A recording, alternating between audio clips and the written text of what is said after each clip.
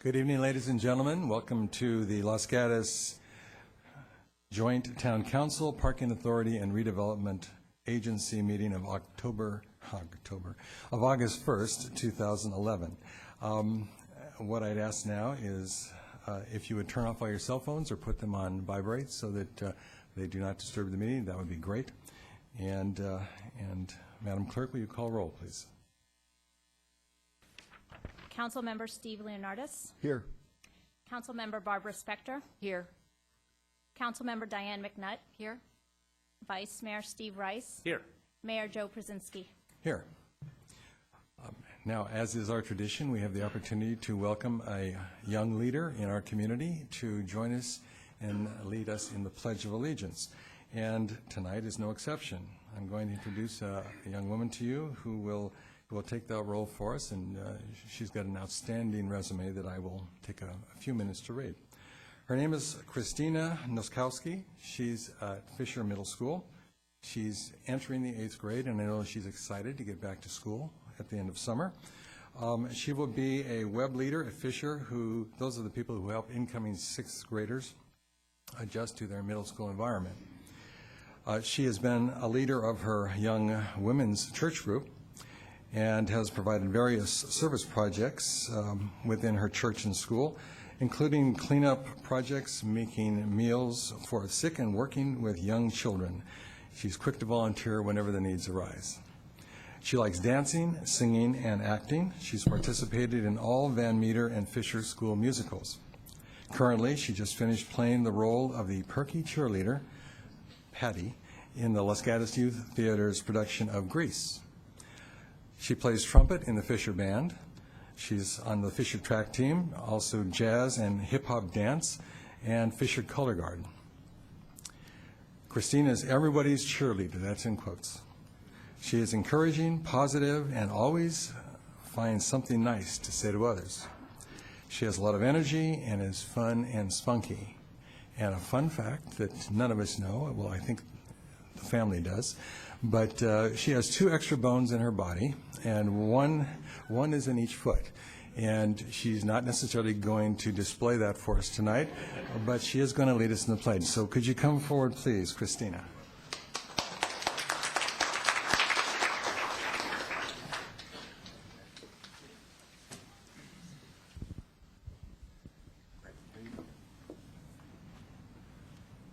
I pledge allegiance to the flag of the United States of America and to the republic for which it stands, one nation, under God, indivisible, with liberty and justice for all.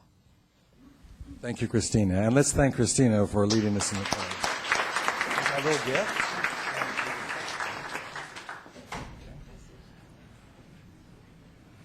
And now nobody noticed, but the family's leaving. Okay, but they asked permission.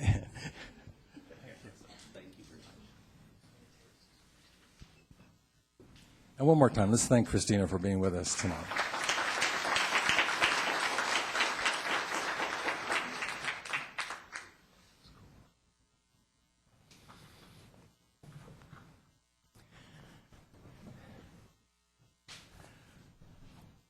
All right, the next item on our agenda is commission and committee appointments.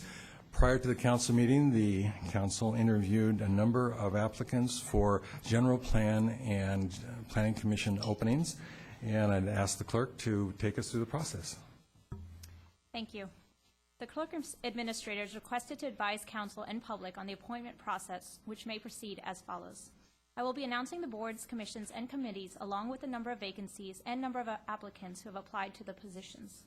I will then announce each applicant and ask for a vote by show of hands. After council has completed the vote for each applicant, for said applicant, I will recap the vote count and then move on to the next applicant. Once council has completed the voting process for the commission, I will announce the applicant or applicants who have been selected to that position. This process will continue for each board, commission, and committee during the appointment process. Upon completion of the appointment process, council may direct me, the clerk administrator, to re-advertise for any open positions. The first committee is the General Plan Committee, with 1 vacancy and 3 applicants. The first applicant was Jeffrey Dean. May I please see a show of hands? The next applicant was Eric Eberly. May I please see a show of hands? The third applicant was Matthew Hoods. May I please see a show of hands? Matthew Hoods received 5 votes for the General Plan Committee and was appointed to the General Plan Committee. The next commission is the Planning Commission with 1 vacancy and 9 applicants. The first applicant was Jeffrey Dean. May I please see a show of hands? The next applicant was Judy Glickman. The third applicant was Melanie Hansen. The fourth applicant was Matthew Hoods. The fifth applicant was Todd Jarvis. The sixth applicant was Peter Kleiss. The 7th applicant was Robert Rennie. The 8th applicant was Margaret Smith. And the 9th applicant was Paul Tersini. Robert Rennie received 1 vote. Margaret Smith received 4 votes and is appointed to the Planning Commission. Thank you, Madam Clerk. Next item on our agenda is closed session report. Madam Attorney. Thank you, Mr. Mayor. The council did not meet in closed session tonight, and there's nothing to report out. Thank you. And just a reminder, if you intend to speak on any subject in tonight's agenda, please fill out one of the buff cards. It's in front of you in your seats, and bring this to our clerk to my left. And we'd really appreciate that if you do intend to speak again during public testimony, that you do that. And you can do that any time during the evening, but the sooner the better, so we can kind of get a feel for how our speaker flow will go tonight. Next item on the agenda is council and town manager matters. Council, do you have any matters you wish to present to the community? Seeing none, Mr. Manager. Mr. Mayor, members of the council, a few brief items. First, we have our rotating talent for the Town of Los Gatos executive team. As part of this professional development opportunity, we bring a newer rising star in the organization to join the executive team for the month, and they visit a council meeting. So I'd like to introduce Melissa Maglio, who's our newest librarian here with the town. Melissa, if you could stand up and be recognized by the council. Welcome, Melissa. Second, this Thursday at the library, we'll be concluding our summer reading program with the finale carnival from 3:30 to 5 for all youth who've participated in the reading program. Just prior to your next meeting, the town will be hosting here at the Civic Center the annual Fiesta de Arts and Food Fest on Saturday, August 13th and Sunday, August 14th. That week, after your next council meeting, the Chamber of Commerce is hosting their 2nd annual Girls Night Out program. And for girls, or as the president of the chamber said, intrepid men can sign up on the chamber's website for that program on Thursday, August 18th. Last, we did want to announce to the community that the Chamber of Commerce and the town are now soliciting applications for the next class of Leadership Los Gatos. This is the extraordinary program the town runs with the Chamber of Commerce to introduce our residents to municipal, school, and other community-based operations and how to get actively involved in community service in support of the town. With that, I would now like to introduce Captain Elena Forrest for tonight's Did You Know? And with her are joining 5 members of the Victim Services Unit. If you could stand, please. Actually, I think we have six people now. 6, great. Thank you so much. Thank you, Mr. Larson and Mr. Mayor, members of the council, and members of the public. I'd like to introduce to you our Victim Services Unit. And this is a new unit that we started in February. And they are made up of 15 community volunteers. And what they do is they contact and support every victim of crime that occurs in Los Gatos and Monte Sereno. And they either contact them by a letter, a phone call, or personal visit. And they provide resource information to assist victims. We have a new brochure that they've produced, and it's also on our website under the Victim Services section of the Police Department website. And it's pretty extraordinary. And since they've started in February, they've contacted 291 victims since the implementation of the program, and they've referred 51 of those victims to 9 different nonprofit or community-based organizations. And so this is a really special group of people who volunteer their time and really make an impact on our community, and people that come from all over who happen to be victims of crime, unfortunately, and we're reaching out to all of them.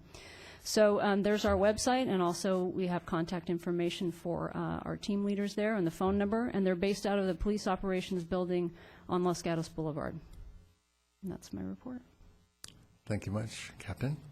Mr. Manager, anything further? That concludes staff report. Thank you. Then we're going to move on to the consent agenda. This is a series of actions that can be acted on in one motion. And first I'd ask, is any member of council of a mind to pull an item from the consent calendar? Seeing none, any member of the community? Well, then I would ask for a motion.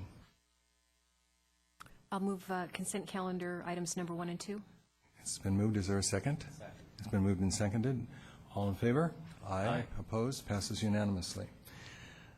That brings us then to verbal communications, and this is an opportunity for any member of our public to speak to us about any item not on tonight's agenda.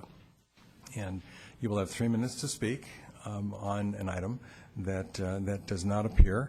And we invite anyone who is not so indicated as yet and would like to speak on verbal communications to, again, fill out a buff card and bring it to our clerk. We have one card, and it's Mr. Carlos Novilla. Mr. Novilla.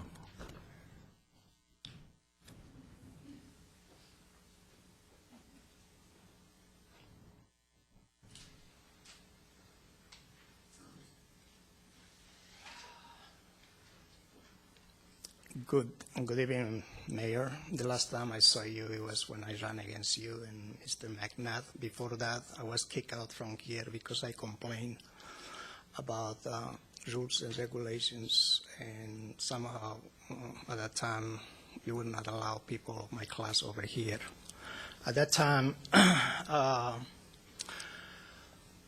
lot of rules that were violated by people, especially in my neighborhood, that really affect my case. And I came many times over here to let you know, and somehow at that time it used to be that you get justice for how much you pay. Another time it used to be another mayor, Wasserman. He was really obvious, all the things that he used to do. If you had the money, he will go over there and try to see, and you know where he is right now. He's in Santa Clara. One time, for instance, let me give you another example at that time. I changed my roof, and we pay about $600 or $700 about that time, and someone's supposed to come to check if everything was being proper. I put the videotape in there, and nobody showed up. I paid $600 for nothing, and that really propelled me at that time to run for office. And I can see over here that the blue suits changed a lot. At that time, there were people that Mr. were Bill, making Mr. $200. Novilla, will you address the council, please? There were about 200 people that they were making $200,000 at that time. Friends that they had beechcrafts, aircrafts, and all those people, they will get something from the city, and perhaps Council Inspector, she knows what I'm talking about. Now, we have another problem on our house. People are cutting trees, oak trees, that I thought you cannot cut that. They're building fences without our permission. And we go to the council or to the proper authorities, and nobody seems to know anything there. Everybody's unqualified. They tell you one thing, they tell you another thing. And at the end, they say, oh, no, that's a private matter. And that's been going on for the last 6 years. I can see Mr. McNabb, Mayor, Mrs. Spencer. I was here 6 years ago. Nothing changed. Still people, they're doing the same thing. Isn't it time for you guys to quit and give some people chances to be more fair with people? And Thank you, Mr. Navillo. I believe we do have another card for verbal communication. I believe. Cards are flying. Two, okay. All right, we have Susan Kenkel is the first speaker.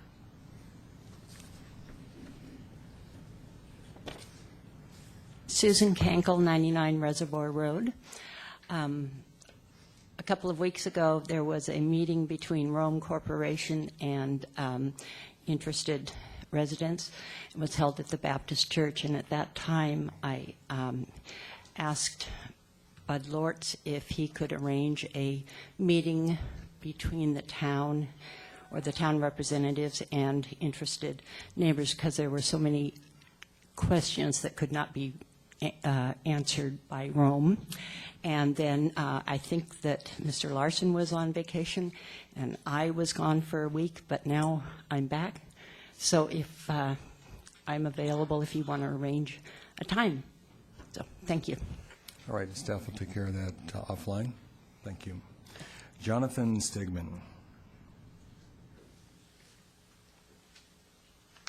Hi, how are you? I'm happy to see you guys here. I'm here actually because I was misinformed. I thought you were voting today on the medical cannabis ordinance, but since it's not today, I'll just express my opinion. I'm actually, frankly, quite disappointed and outraged that you're turning your back on the sick and suffering people in Los Gatos. There are many of them who use cannabis. None of them are willing to step forward, probably, or most of them aren't, because even though it's illegal in the state of California, you can lose your job, you can get kicked out of your apartment, you can lose custody of your children. So medical cannabis patients don't represent on their own. I'm with Americans for Safe Access. We're a human rights organization representing sick and suffering patients, and you guys have just spit on them all by voting to bring up this ordinance to ban dispensaries here. It's easy to say that, well, we don't need it because they're in the next neighborhood. Of course, San Jose is trying to reduce the number of dispensaries down to 10, even though they have probably 100,000 patients at least in San Jose. You have doctors, lawyers, and all kinds of people who won't have any trouble getting to a dispensary in San Jose, but you also have people who are poor, people who are on Medicaid, fixed incomes, in some cases people who have severe chronic pain and can't actually leave the house. You have people with severe agoraphobia, ADHD, post-traumatic stress disorder. So I'm really disappointed that you would turn your backs on all these people. Cannabis has never had a single death in its 10,000-year history. It does not cause schizophrenia. It does not cause early death. There's no known increase in mortality even among heavy cannabis users, so it's one of the safest therapeutically active substances known to man. This is what the Drug Enforcement Agency administrative law judge ruled 20 years ago, and nobody's found any reason to debate that. So I would urge you to reverse that decision. Be courageous. Don't follow in the footsteps of all your colleagues up and down the peninsula who've been cowardly on this issue. You should lead, not follow. Thank you very much. Thank you, Mr. Stegman. That is the end of the cards on verbal communication, unless someone wants to jump up right now. Seeing none, then we are going to move on to our next item, which is public hearings. And the first is item number 3, which is abatement of hazardous vegetation weeds. Mr. Mayor, members of the council, this is an annually recurring item. There is a staff report in your packet.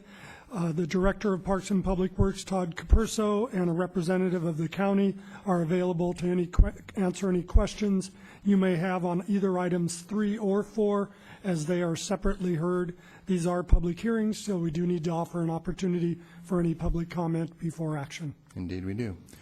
Any questions of staff at this point? I don't believe I have any cards for item number 3. I don't. So if there's anyone who'd like to speak to the issue of abatement of weeds, please feel free at this point to bring a card forward. Seeing none, then let's go on to item 4. Okay, well, actually, we're going to move on item 3. The staff request is to approve the commencement report. And do we have a motion to that effect? So moved. It's been moved? Second. It's been moved and seconded. All in favor? Aye. Opposed? Passes unanimously. Item number 4, Mr. Same Larson. staff report. Okay. We'll conclude that. Oh, if we can remember what was just said, is there any question of staff regarding, this is hazardous abatement vegetation brush. We all know the distinction. No questions from council. Any member of the community wish to speak to this? Seeing no cards. I don't believe we have any, so I'm going to call for a motion to overrule objections in order to hazardous vegetation abatement brush. So moved. It's been moved and seconded. All in favor? Aye. Opposed? Passes unanimously. That Mr. Mayor, yes. while we're moving to the next item, I did want to acknowledge Director Todd Capurso and the county. We work together on this process repeatedly every year, and weed and brush abatement is both a fire safety and an aesthetic issue for our community. And the example of no comment tonight shows you how well it works. So thank you to both of them. Thank you.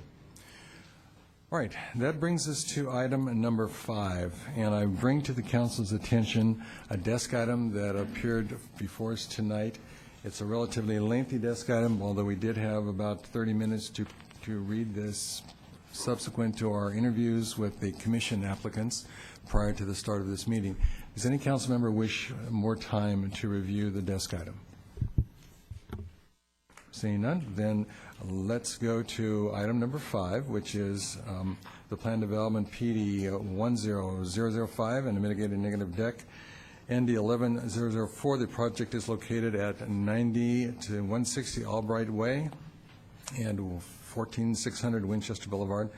And the property owner is LG Business Park LLC, and the applicant is John R. Shank. And I ask the staff to present the staff report. We will be making a brief presentation because this is a continuation of your prior hearing on June 20th. I did want to just identify the documents that are before you. First are all the documents that were distributed to the Planning Commission and the Council prior to that June 20th hearing.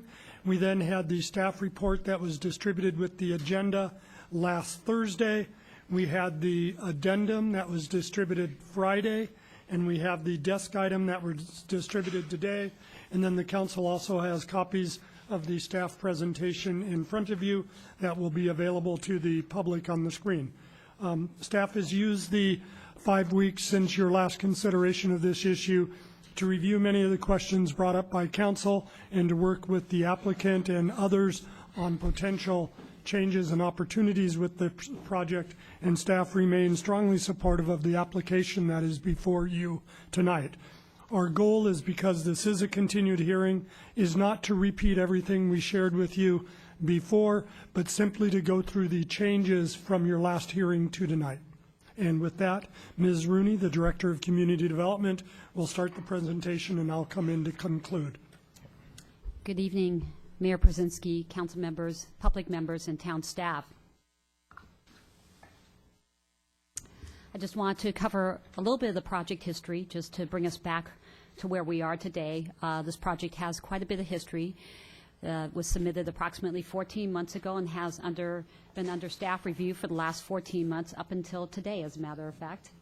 It also went through about a 6-month environmental review process. It was before the Planning Commission for 2 separate public hearings in May, and both of them in May.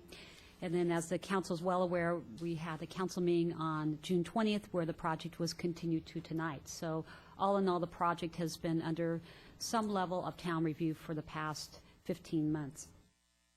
In addition to that, the applicant also conducted a series of community meetings in the neighborhoods generally to the west and the south of the site.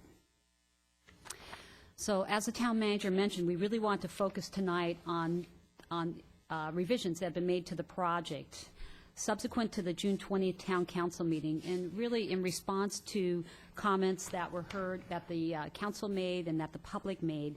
The applicant has made a number of revisions to the project or provide additional information to help clarify the project, which this latter point was one that was keenly heard through the community and the council, that more details needed to be presented. The revisions include elimination of the multifamily housing option by limiting the proposed 168 units to senior only, which by town code definition would be residents 55 or older. Reduce the height of the senior housing from the proposed 70 feet to 50 feet, which, to give you kind of a yardstick to measure that by, would be similar to the Aventino apartments.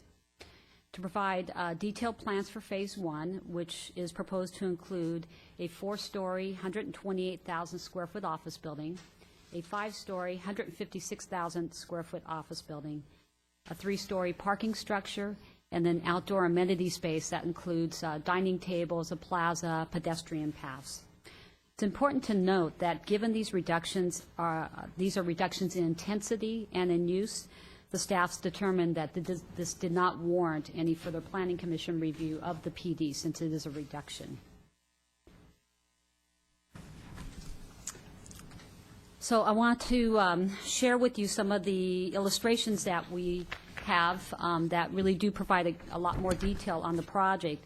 This slide illustrates how Phase 1 is proposed to be developed. On the slide, Winchester, for your orientation, Winchester is at the top of the site plan, and Highway 85 is at the right side. Proposed Building E, which is a 5-story, 156,000 square foot office building, is parallel to Winchester and set back approximately 90 feet from the Winchester property line. Building D, which is 4 stories and 128,000 square feet, is angled to Winchester and set back approximately 80 feet. Outdoor amenity space, including the plaza, dining table, and pedestrian paths that I mentioned, would be incorporated to generally the east of both of these buildings. And the 3-story parking structure, as you can see, is located on the northern portion of the site adjacent to Highway 85.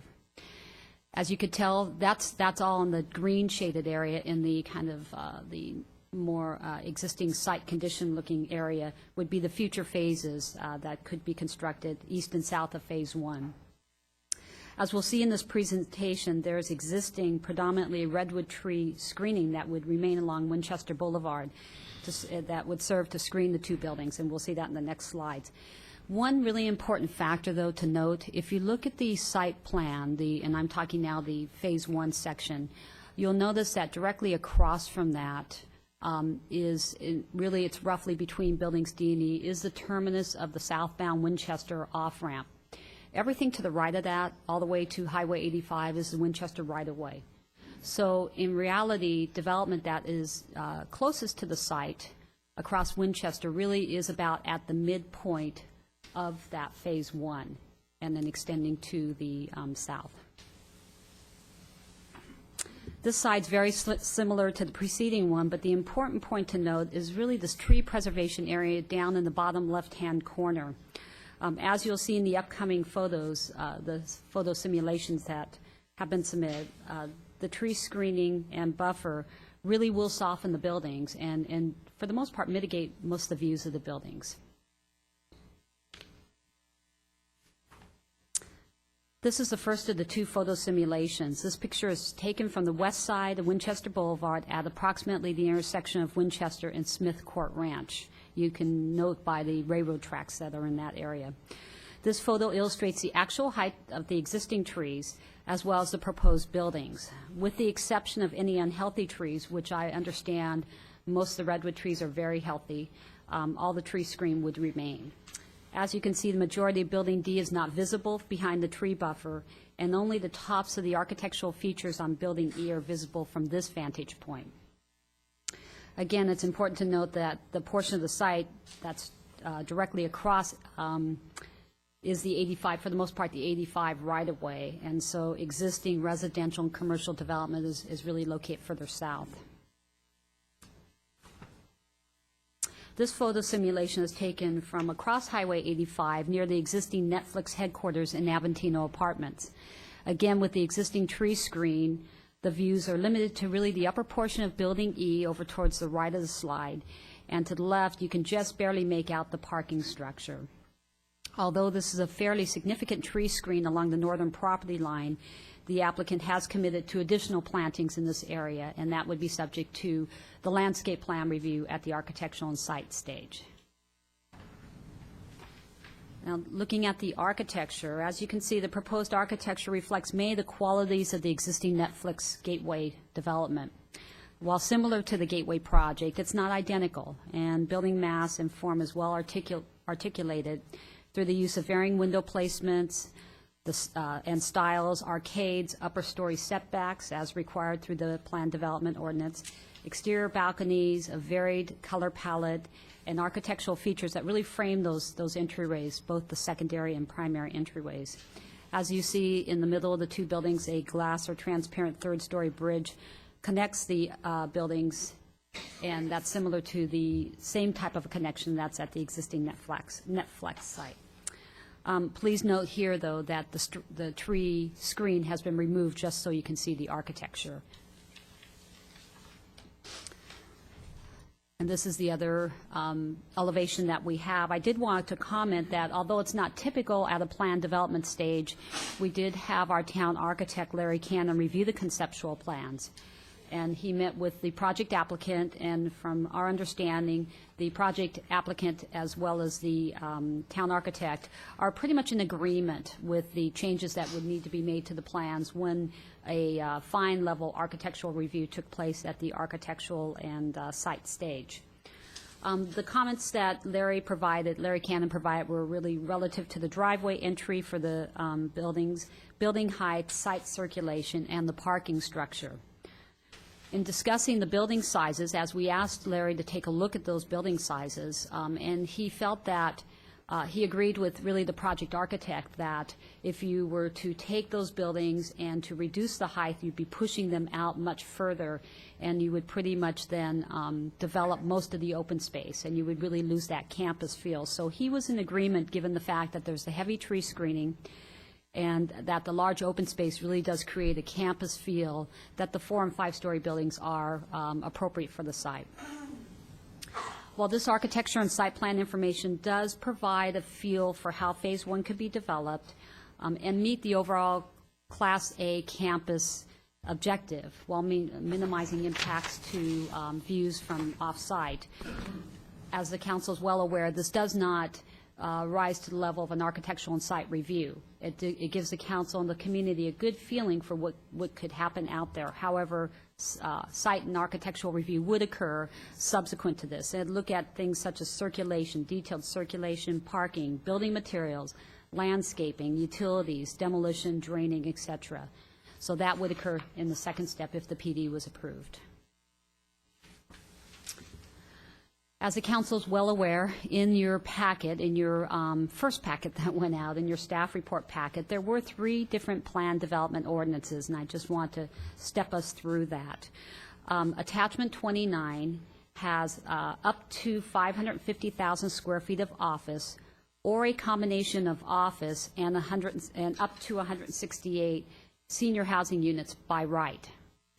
Attachment 30, the second PD ordinance, has the same amount of office, and then again a combination of office and up to 168 senior units that would require a conditional use permit before they could be constructed, approval of a conditional use permit.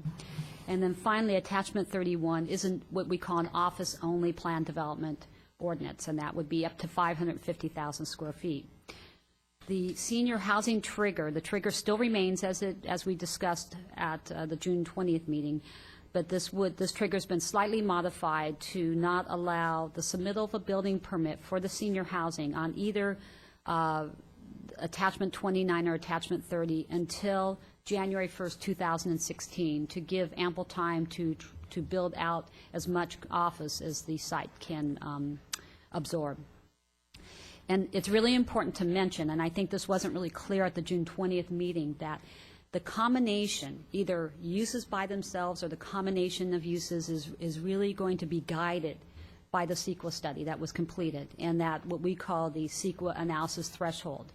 So you can have a percentage of office and a percentage of residential if that is approved, but it's all governed by the CEQA analysis. And so anything beyond that would require further CEQA analysis and then further discretionary review.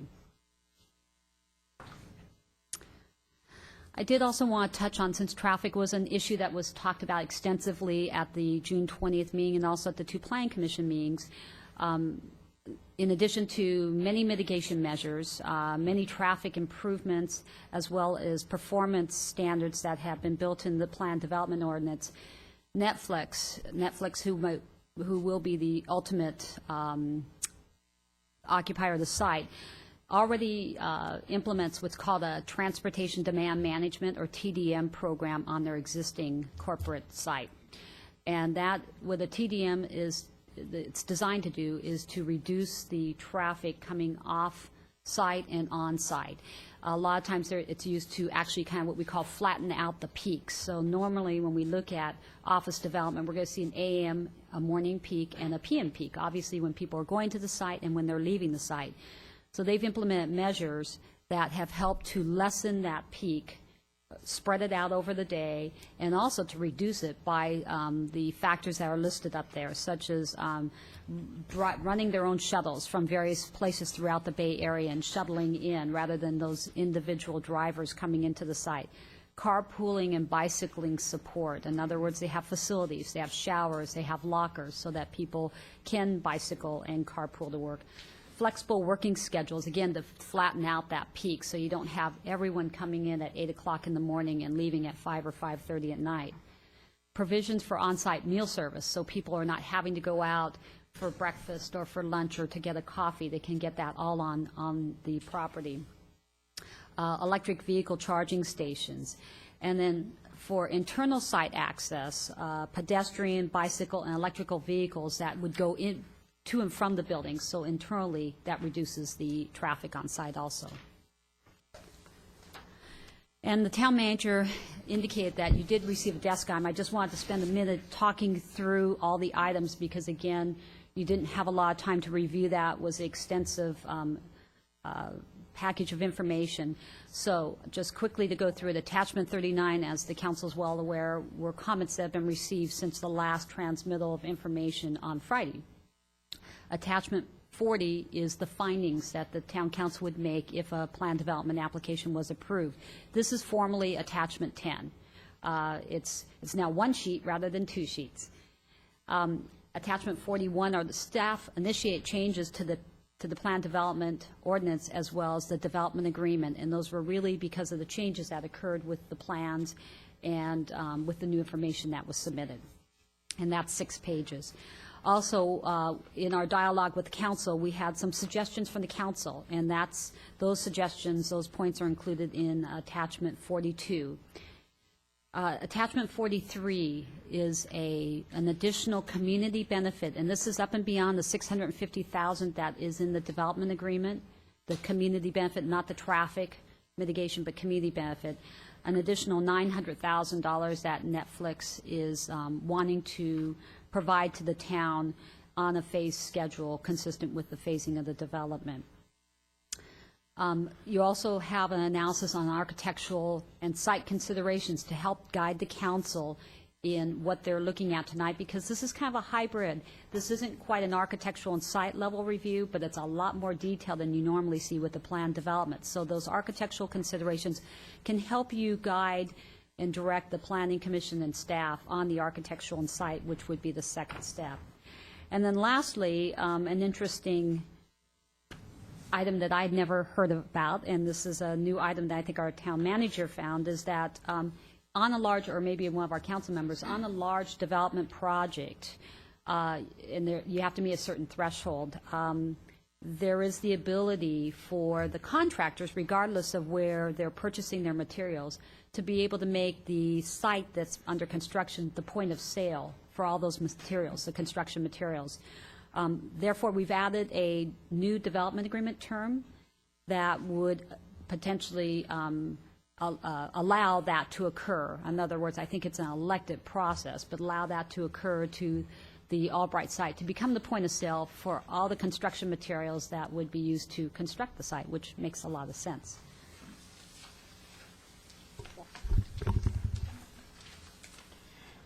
Can you advance the slide? Excuse me. The next slide is a presentation and updating of Attachment 36. in Friday's agenda addendum. It's a comparative financial analysis that was requested by the media, community members, and council members.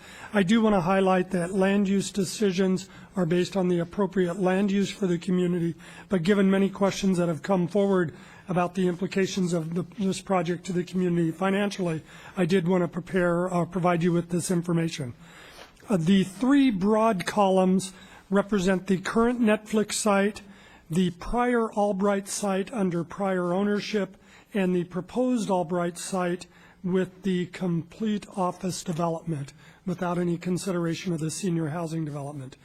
The rows, the top half, represent ongoing revenue streams to the town, to our schools, and to our fire department through property tax, sales tax, and business tax with an annualized total, while the bottom half represents one-time benefits, be it community benefits reflected in the DA, transportation benefits reflected in the DA, or the new item that Ms. Rooney just mentioned, which is the Netflix community benefit contribution of $900,000, which is identified in the second to last line.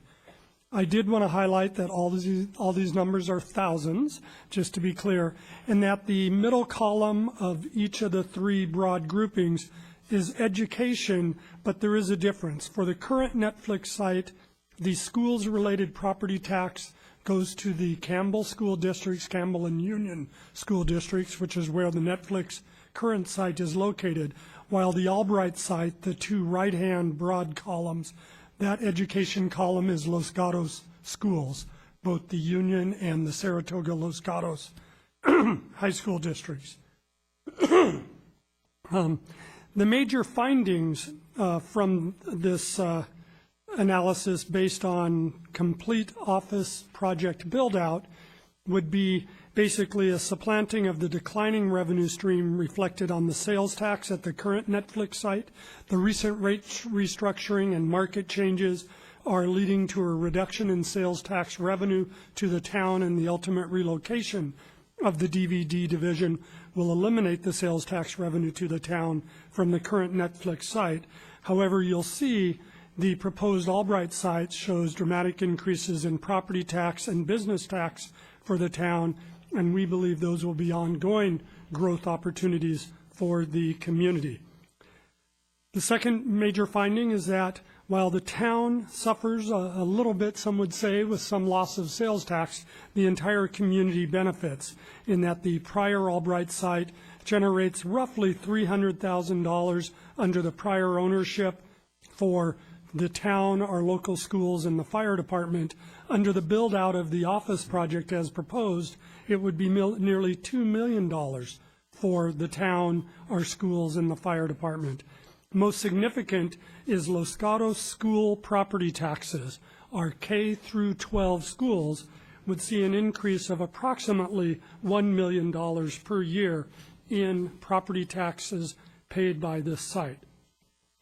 The total one-time benefit to the town reflected in the bottom half of the chart totals over $2.5 million for just the town, 1.5 million of which would be for general government services as reflected under the community benefit line of $650 and the new Netflix line of $900,000, coming to 1.550. That is a brief introduction to the comparative financial analysis. One question has been raised by council regarding the prior Albright site. That site was just sold. There's been various reported sale prices of that property from $33 million to $50 million. This analysis of the prior Albright site does not factor in that increased land value. This is based right now on a $23 million valuation, which were the numbers derived previously from the county assessor's site. So that number has certainly gone up if the property sold at either $33 million or $50 million. It'd be either a 10%, 50% or 100% increase in property taxes. However, the sales tax and business tax receipts from that site have decreased since that time as well. So we viewed it as an offsetting, and we didn't have the hard and fast data. We used the best data available from the county assessor and our tax records to identify the prior Albright site financial analysis. The last slide is just a quick summary of what staff is recommending for your action tonight. First, while the council did take actions on the June 20th meeting regarding environmental review, we are recommending tonight you adopt the mitigation monitoring reporting program, which is attachment 18, and adopt the resolution adopting the mitigated negative declaration, including the previously distributed errata sheet and the mitigation and monitoring program, and certifying the environmental document. That's all attachment 34. Second action would be to move staff recommendation in terms of the findings in attachment 40 and the attachment 29 for the plan development, which is the staff recommendation for the senior housing to be allowed by right if those triggers are met over the course of time, and a development agreement, attachment 14, with the items outlined in today's desk item, including attachments 41 and 42, which were the staff-initiated, applicant-proposed, and council-initiated changes to the ordinances and resolutions before you. Then the third and new action is to accept the additional phase community benefit of $900,000 from Netflix, and to direct your manager and attorney to negotiate and execute the agreement with Netflix for the provision of those funds. That concludes staff report. We're available to answer any questions you may have. All right, thank you, Mr. Larson. Questions from council for staff? Madam McNutt. Thank you, Mayor. Just two questions at this time. On the change on the timing on the trigger for the senior housing, it previously was January 1st, 2016. So I see, I'm sorry, it was previously 60 months, and now it's a more specific date, which to me is 6 months sooner. So can you tell me again why staff is recommending that? There have been multiple opportunities looked at for what that trigger should be. What we heard from the council discussion was to have a date specific and a year specific rather than a month. And so we went to January 1st of 2016. The council can ask the applicant if March 1st or June 1st would be acceptable dates for that as well. And I probably shall. And I had one second question, if Please. I might, Mayor. On the setbacks, I had inquired of the applicant what the setbacks were on the two proposed buildings, and I got different numbers. And I'm wondering if you can, and I will ask him also, if you can tell me what point of reference your numbers are using for measurement. I actually scaled it from the plans that we received. And so I came up with roughly, I have to admit the scale seemed to be off slightly. If you looked at what the scale was and you scaled it, it was off, so I actually had to modify that.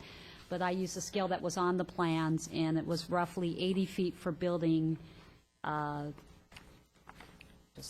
building E, and, I'm sorry, building D, and around 90 for building E. Okay, so I will ask the applicant to explain that one. Thank you. Thank you. Any other questions for staff? Councilmember Spector?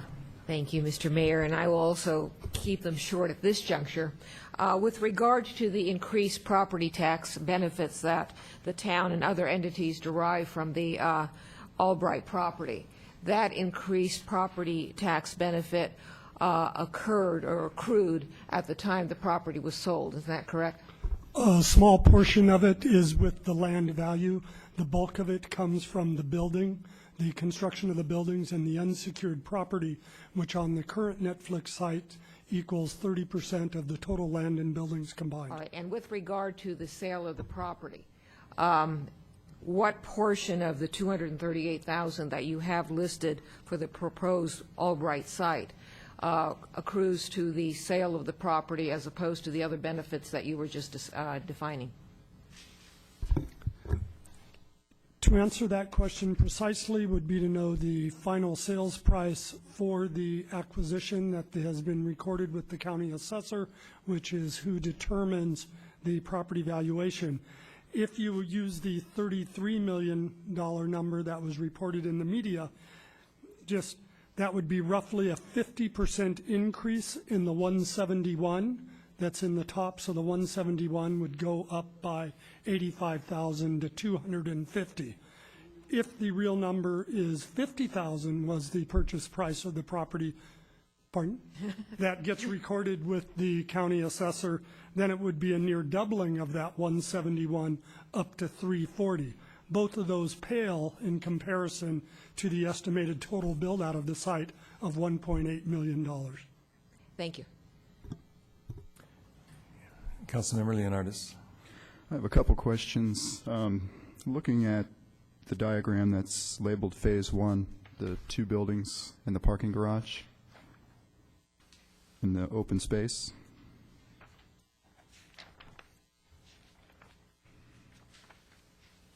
How much of the 21.5 acres does this area represent, Phase 1 represent?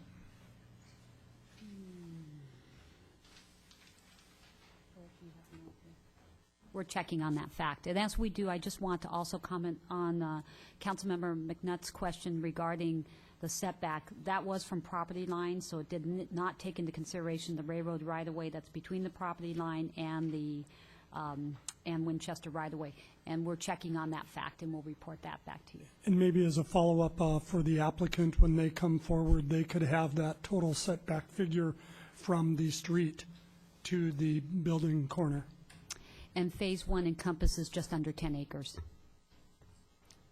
And then one more question on the proposed assessed value regarding the property tax. Was that based on having all 168 senior units built, or was this just the 2 buildings? The proposed Albright site valuation of $250 million actually came from 2 sources. First, the project hired Urban Community, the applicant hired Urban Community Economics to do a fiscal analysis and came up with a $350 per square foot valuation, which the applicant's representative thought was low, but since it's what the economists came up with, we used it and multiplied that out by the 550,000 square feet office only, with no consideration whatsoever for potential senior housing development. We then added on the 30% unsecured valuation, which was not included in the economist calculation because they did not have access to that information, but we were able to obtain it from the county assessor, and that 30% is the same ratio that we found to be true through the county assessor's actual numbers for the current Netflix site. Those numbers could be different with different tenants and occupants, but given what we understand to be a letter of intent with Netflix, we thought it was appropriate to use that ratio. So to answer your question, didn't include housing, did include land, buildings, and unsecured property. The other factor we took was just multiplying the current Netflix site by 4, and you get roughly the same number, which is roughly the same scale increase. So So a follow-up question, at $350 a square foot, how many square foot was that based on? the 550,000. Okay, thank you. That does bring up a good point, Mr. Leonardis, with the mayor's permission. This is the full build-out of the site, not Phase 1. Phase 1 is roughly half the full build-out of the site if the council so approves. So these numbers for the first phase would be all roughly in half with the on property tax valuation. No, slightly above half because the land valuation would be achieved and the infrastructure would be achieved, but the additional building square footage wouldn't. Thank you. Any other questions for staff at this time? Okay, I'm going to ask a little house cleaning question here. We have a few people standing in the back. I wonder if we could kind of try to get a little cozier, squeeze over towards the middle, open up some space on both sides so that those people who are in standing room only can be accommodated. And I'd ask the staff perhaps to open both doors so that if there is seating out in the lobby that people can observe. Okay.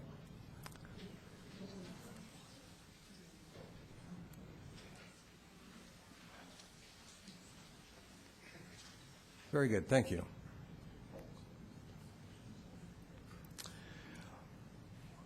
All right. I see no other questions for staff at this time, so we're going to invite the applicant forward. Before we do that, I just want to reiterate the introduction that the manager gave.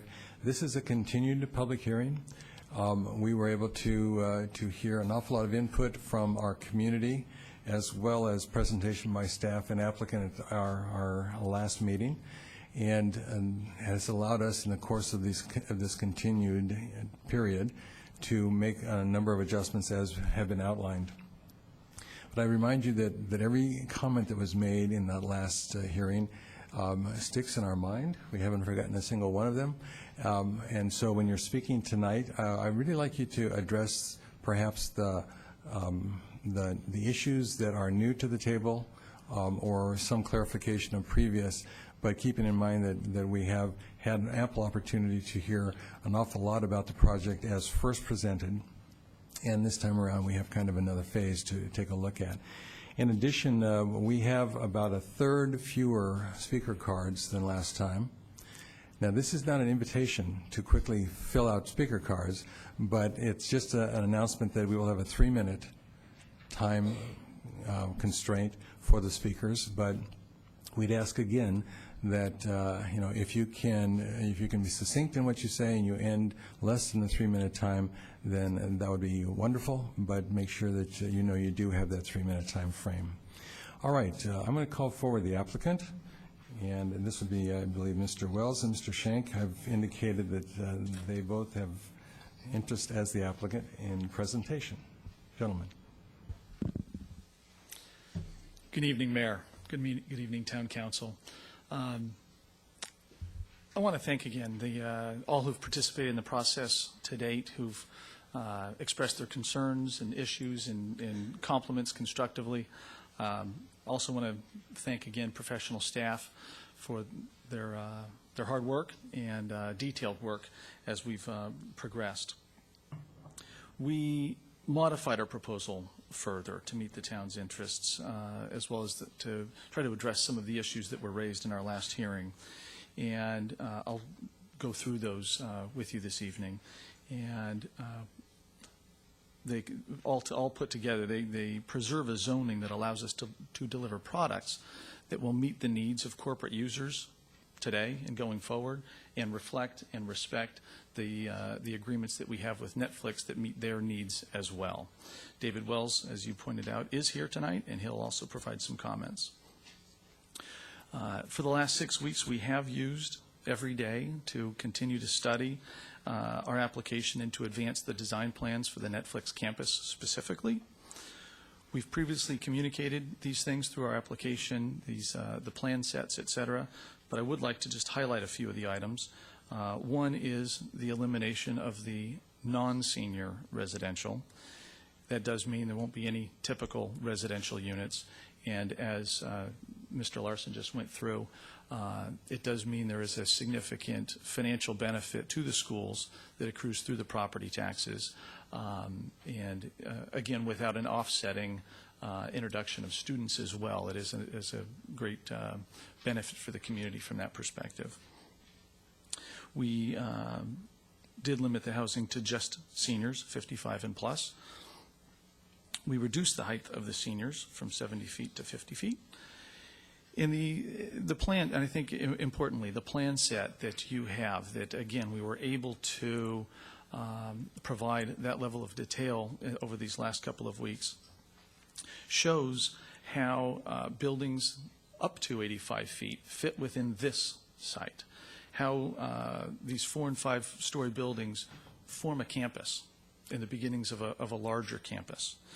The 4- and 5-story buildings, the architect can speak to it as well, but the interplay between the two helps to reduce the impacts of height of the massing that's there.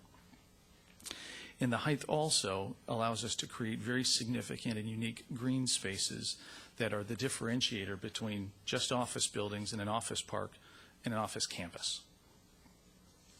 Well, our design theme that we throw on the table as we were working on this site plan and working on the landscape plan is to keep in mind that we're designing within the park. It's a beautiful park today, mainly because of the trees. and that's what makes it unique. So we're doing all that we can as we set the buildings and set the parking structure, et cetera, to work around all of those trees. And I think that will help create the unique corporate campus setting that we want over the long haul. The setbacks, just to hit those very quickly, for Building D, we did measure them from the back of curb of Winchester, which would be a typical measurement, but because the railroad right-of-way is there, we benefit, if you will, because it creates a little over 133 feet to Building D, 141 feet to Building E, and just to flip it around the other way, from the nearest home, about 275 feet. The photo simulations do show how well the green screen, the green veil, lots of words have been used for the benefit that this site has from the existing mature tree screen that goes up and down Winchester Boulevard. The development agreement, just to hit that again, the term is critical in terms of setting forth a basis that corporations need to make long-term commitments, that owners need to make substantial financial investments at the front end in the infrastructure and the off-site improvements, that lenders need to justify their loans, and towns, to benefit from the orderly development over time and to lock in the substantial community benefits that they receive. We did offer that we could change the ratios, if you will, going from a 15-year initial term with a 5-year extension to a 10-year term with a 10-year extension, and the qualifier, the test being that we complete the construction of the phase 1 as we had in the phasing trigger of 250,000 square feet of office. The zoning, again, is consistent with the town's general plan. We're excited that it now addresses 2 key goals of the town in terms of economic vitality and providing senior housing, which addresses a great need of this community and many in hitting the seniors, but also adding diversity to the housing stock. We ask you to consider the A&S process in light of the plans and the plan set that we have in front of you to help us efficiently process that application so that together we can meet the timing needs of Netflix for its occupancy of this first phase. And I guess very quickly on more of a technical nature, I'd like to clarify regarding height and the proposed changes that are in the desk item that Condition 10 of the PD zoning ordinance, it sets forth the maximum heights. The mitigation measure AES1 is intended to mitigate any potential impacts of the foothills from a view perspective, and it sets forth 2 ways to do that. One is through site planning, one is through height of the building. And there was an or in there in the past. It's now an and we understand that. And we'd like to clarify that so long as the site planning, as we've proposed here, the site planning addresses the impact of the buildings may be built to the maximum height as set forth in 10. So a little bit of coordination that needs to happen between those 2, and we'd just like some clarification on that. And with that, I'll invite David Wells, the CFO of Netflix, to come and speak with you. Thanks, John. I'll be brief and focus on what's different since so much was said the first time around. So I'll reiterate, Netflix wants to stay here. Albright Way is we think, the only site in Los Gatos that would enable us to stay here and be contiguous with our existing campus. And we respect the significant amount of work that the staff and the council members have put into the due diligence process. We ourselves have put in quite a bit of work to get the renderings ready for this meeting in terms of pulling decisions forward and working with architects in terms of sort of pulling forward what was a project and is now a little bit more visible in terms of how we intend to build out the height and the space. There's 2 points that I'll make. One is the height is being driven by us. We do feel very strongly that collaboration is a very strong competitive advantage in our today's world, and we intend to continue to try to lead in our space, but we need the height and the space in order to reinforce the collaboration that happens with us. And then the second thing is just to point out some of the things that weren't highlighted in the first hearing around what we do already in terms of transportation mitigation, what we intend to continue, and we fully intend to continue those programs, and we've gone to what I feel like are pretty great lengths to mitigate some of the impacts that we might have.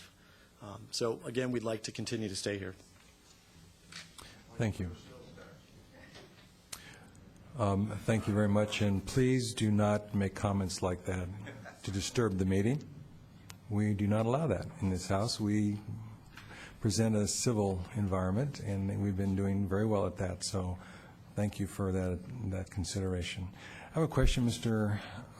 Schenk. You said there was a coordination between two items that needed to be addressed. Yes, sir. Could you reiterate that, please, so we can take a look at that? Sure. There's a, and I can't tell you exactly where I saw it in the desk item. Maybe staff can help with that a little. But in the mitigation measure AES-1, it has an A and a B, and it used to have an and/or, and now it's going to an and. And that, its purpose is to make sure that there are tools that the town has to either push our site plan in different directions to mitigate so the buildings don't block views of the foothills or reduce the height. Number 10 sets forth the maximum height. What we're asking is, one, based on the plans that you see before you, that we've met A, which is the site planning test. I think A is the site planning test. And therefore, we won't have to address height on these plans going forward, as they, if it was still and or, we would have met the test. With an and in there, there's the opportunity to not only do site planning changes to mitigate potential impacts to view corridors, but to also press down the height. Okay, I believe I follow you, and I do think that when we get to the staff and applicant dialogue at the end, we can more further explore that. Any further questions by council? Yes, Councilwoman McNutt. Thank you, Mayor. Mr. Schenk, I did want to ask you the same question I asked staff regarding the 60 months versus January 1st, 2016. And if you had an opinion on that, I'm much more comfortable. I believe someone else wanted to have a specific date, which is fine, but it needs to be at least 5 years for me. We're comfortable with a specific date. I think we reverted to the January 1 date. It was a date we discussed at a previous hearing. We're comfortable with the 5 years as well. We're not hung up over those 6 months or anything else. Okay, so as we go that's through fine. council discussion, we can work that one out. That's Thank fine. you. Okay, Did I any answer other- your question on the setbacks? I apologize. Is that okay? Any other further questions of council? Yes, Councilman Leonardis. From the diagram of Phase 1, the proposed construction of the two buildings, does that include moving the entrance and to line up with Courtside's interest in installing a signal? It does not. We're still looking at that from the technical perspective. That site plan does not show it, and it may not happen with Phase 1, but we need to look at that from a traffic perspective. And then one more question. I heard you mention that your investor needs you to sign or needs the town or whoever to sign the development agreement in order for you to secure financing. Is it safe to assume that your financing for this Phase 1 is contingent upon the town's execution of the development agreement? Yes. Thank you. Any other questions? Seeing none, then I think we can open to our public. And as we were speaking, a few more cards showed up. So I'm going to reiterate the fact that we are going to do 3 minutes, but I'd ask that if you can complete your thoughts succinctly under that time, that would be appreciated. I'd also ask that as I call your names, I'm going to probably list the next 3 or 4, and so that you are attentive to that, you might want to move into position. So if you're in the back of the room, move up towards the front and perhaps even stand available when your name is called. This will facilitate the process. The first speakers will be Malcolm Mosier, Steve Johnson, Diana Abati, and Richard Allen. Okay? Mr. Mosier is first. And for our viewing audience, if you'd also identify yourself when you come to the mic. Thank you. All right, good evening, council members. I'll be brief. On the proposal for residential, your predecessors on the council had the wisdom to zone this business park for light industrial. It is prime business space. There is little left in Los Gatos, so why should the town even consider losing this valuable space to residential? It makes no sense, and to make matters worse, this developer wants high-density residential in a high-rise structure, both of which are virtually opposed by all neighboring residents. It is we who voted you into office. It is we who ask you to represent us by saying no to any aspect of residential. The notion of a 10 to 20-year deal with this developer essentially gives him a free hand to do whatever he wants with the property. And given the various proposals that have changed over the last 2 months, with all due respect, I think this goal can be summed up with one word: exploitation. Exploit the land, exploit the town, by height, by density. Again, I say represent us by saying no to this long-term deal. Hacking down beautiful and mature trees and replacing them with saplings that will not reach the same height until your grandchildren reach your age is ethically criminal. And does it even make sense for over 500,000 square feet of business space at this site, because you have limited freeway access in terms of entrance and exit, and you know as well as I that over 3,000 additional car trips a day in and around rush hour will overwhelm Winchester. On height, Netflix was allowed the exception of 55-foot buildings on Winchester, and now they want 85 and 70. Who's in charge here? I urge you to follow your town's planning commission and the legacy of your ancestors on the predecessors on the council. Do not rezone Albright. Say yes to preserving this town as your legacy. Thank you, Mr. Mosier. Steve Johnson. I'm Steve Johnson. I've lived in Los Gatos 45 years. Thank you, Mr. Mayor, Council, for hearing us out today. Clearly, these guys want to build this. They are dying to build this project. We can ask for whatever we want from them, and they should need to conform to how we want our city to be, our town to be. It's the town of Los Gatos. Apple is going to build a facility in Cupertino in the near future. They have a very different approach to their project there. Even in Cupertino, the Apple facility will not be more than 4 stories tall. Their landscaping is increasing 60% on their facility because they're putting their parking structures underground, completely underground, and leaving the top part of the ground landscaped. We cannot let these guys build this height, the structure of this height in our town. It goes against everything that we've had up until this point. It does not fit with the rest of the structure of the town. Traffic will also be an issue, as our previous speaker said. Surface parking at the Apple facility was decreased by 90% by building underground. These guys don't have any final plans yet.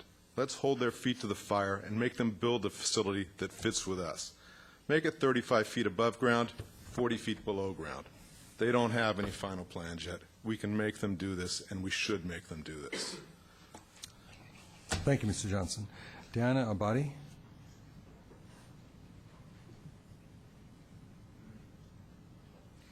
Good evening, Mayor and Town Council members.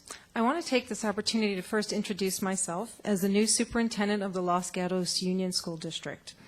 I've now been on the job for a month, and this is my second meeting, and I just haven't had a chance to meet you. You know, after reading the agenda this evening and just get up to speed, I'm pleased to read about the developer, pursuant to the July 21st justification letter, is now proposing to designate the potential residential uses to senior only. The district is grateful to the town and the developer for all their work in mitigating the impact on schools in Los Gatos and for the financial benefits to the children of Los Gatos. We will continue to deliver high-quality educational programs and look to you as partners as we move towards the future in support of what's best for families and for seniors in the town of Los Gatos. I also want to extend a personal invitation to all of you, each and every one, to come visit our schools and see what great things we were doing. As earlier, Christina is just evidence of what we are doing at our sites, and I will personally take you on a tour of any classroom or of any site if you want to come down and visit us. So thank you so much for considering the long-term implications to the community and to our schools. Thank you. Thank you. Richard Allen, and following Richard Allen will be Jack Van Natta, Susan Kinkle, and Jack Aiello, and Dale Miller. Thank you. My name is Richard Allen. I live at 172 College Avenue, and I've lived there since 1976. I'm in favor of providing a suitable campus for Netflix and any other appropriate business, but I strongly believe that the Los Gatos Business Park should be exclusively for business and not for residential. I'm opposed to the use of this land for housing of any kind. The developer has been through a number of different proposals, including this 20-year open-ended development agreement, and multiple family housing, 516 units, and now then 600 senior units, and now, as of today, I believe it's 168, although I heard somebody say 186. Senior housing is better than multifamily housing as far as traffic is concerned, as far as school impact is concerned, but there's still a traffic impact. And the traffic impact of this facility, as currently proposed, is going to be enormous in an area that's already heavily impacted.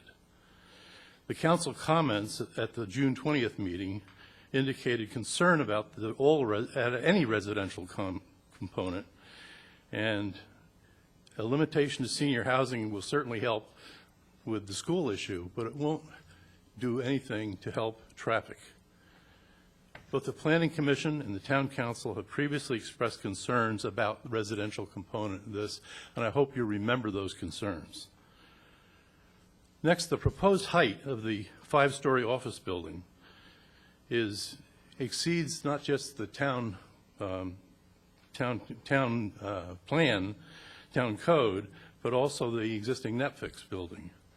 No story poles have been put up to demonstrate the impact of this height. And council's noted that before too, but nothing's been done about it. Both the Planning Commission and the Town Council have expressed concerns about the proposed height. The developer stated that the 5th floor is very important, but may I point out that there are many very successful companies in the valley who are very happy with less than 5 stories, Apple being one of them, and I worked for them for 10 years. Finally, the current proposal called for the elimination of a large number of existing trees. I saw one number that said 384 mature trees. Those are beautiful. If they're eliminated, this is a crime against nature.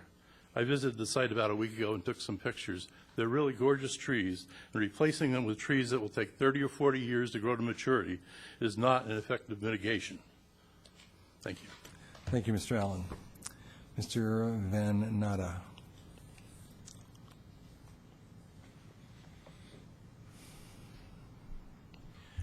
Good evening, council members. My name is Jack Van Natta. I am a 40-year resident of Los Gatos. I live at 165 Euclid Avenue, and right now I'm heading up a group that we call ourselves Los Gatos Community Alliance. Silicon Valley is a jewel in the crown in the state of California, and Los Gatos is a jewel in the crown of Silicon Valley.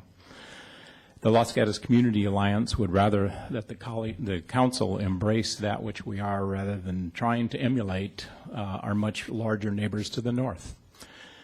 They do what they do well, and we should maintain that which we do well. We're for smart, thoughtful development that builds on the soul and the character of the town.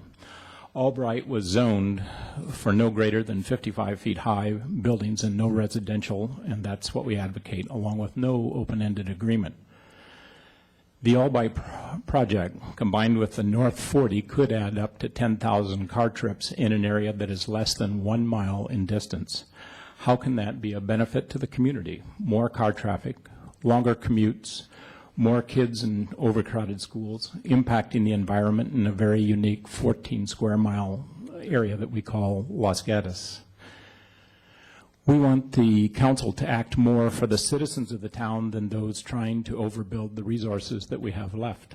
We like Netflix, and very few are against the growth of the company, but growth within the bounds is set by the town's own zoning ordinances. The tail should not be wagging the dog.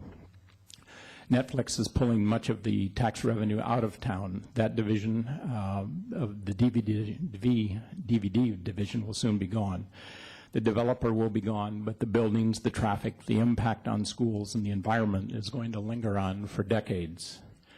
In today's paper, there was an editorial by Mike Clado, I believe it is, CEO of Brocade, who implored that the small group of NIMBYs allow the 5-story building, stating that it was good for us to help create jobs, generate tax revenue, and protect the environment.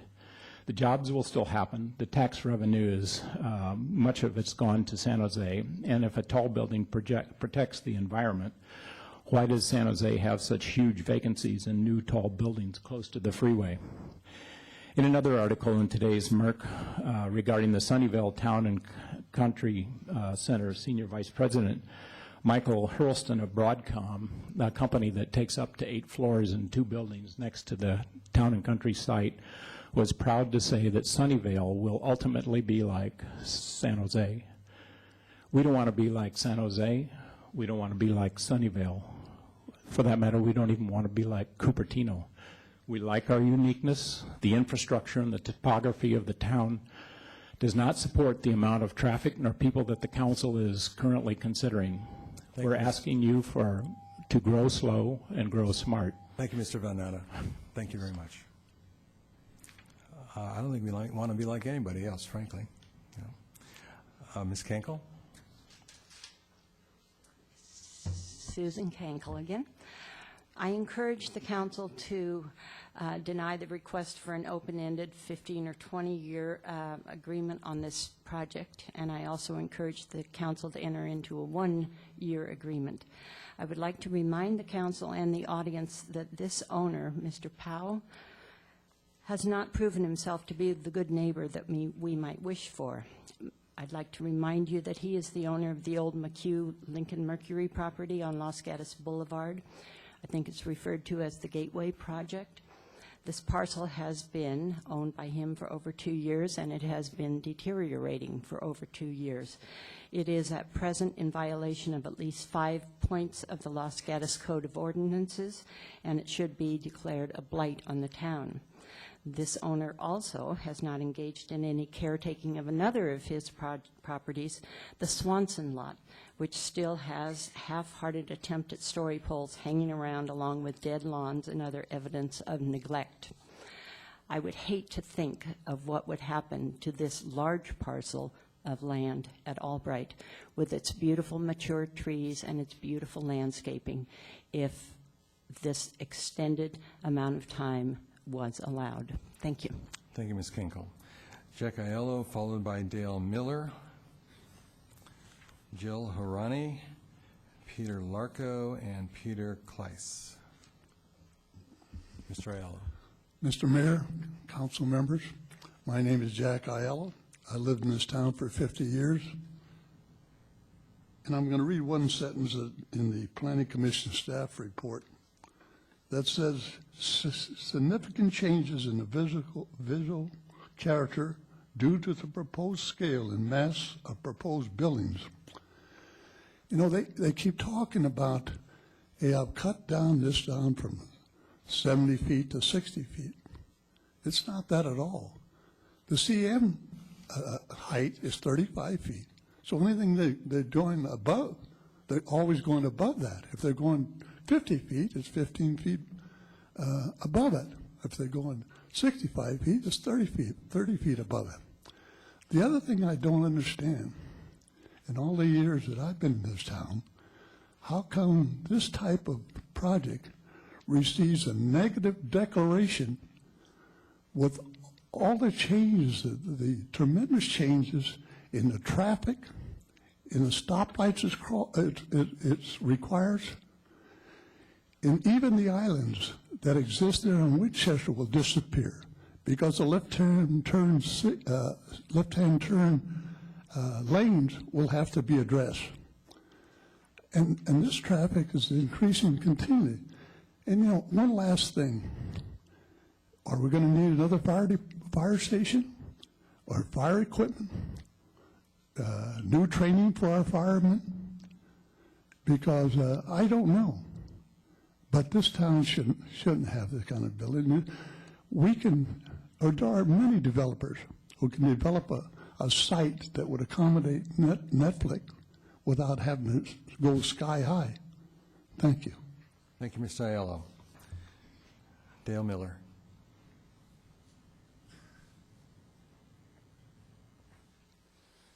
Dale Miller, 115 Newell Court, Los Gatos.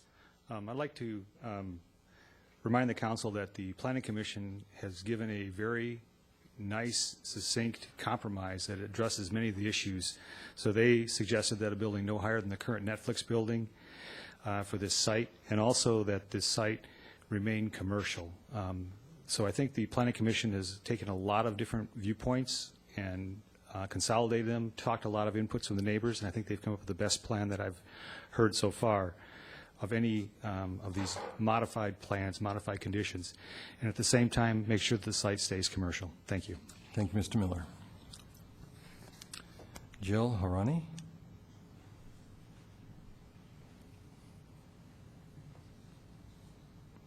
Hi, good evening.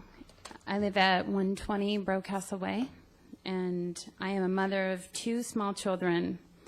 My husband and I moved here from Palo Alto 4 years ago because we love the landscape of Los Gatos and the small town feel. Since I have small children, I worry about the traffic. I live in the immediate area and I run with my family around that area, and I've already seen many traffic situations that are dangerous. I want to say that I support the building of the commercial space and providing business space for large businesses to grow in Los Gatos. And I do support Netflix and the seniors in this town, but I do not support rezoning for any residential, as there is no going back.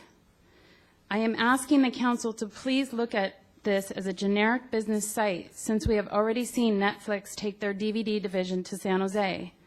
Please keep the best interests of this town in mind, and especially the community that lives in the immediate area. Thank you. Thank you.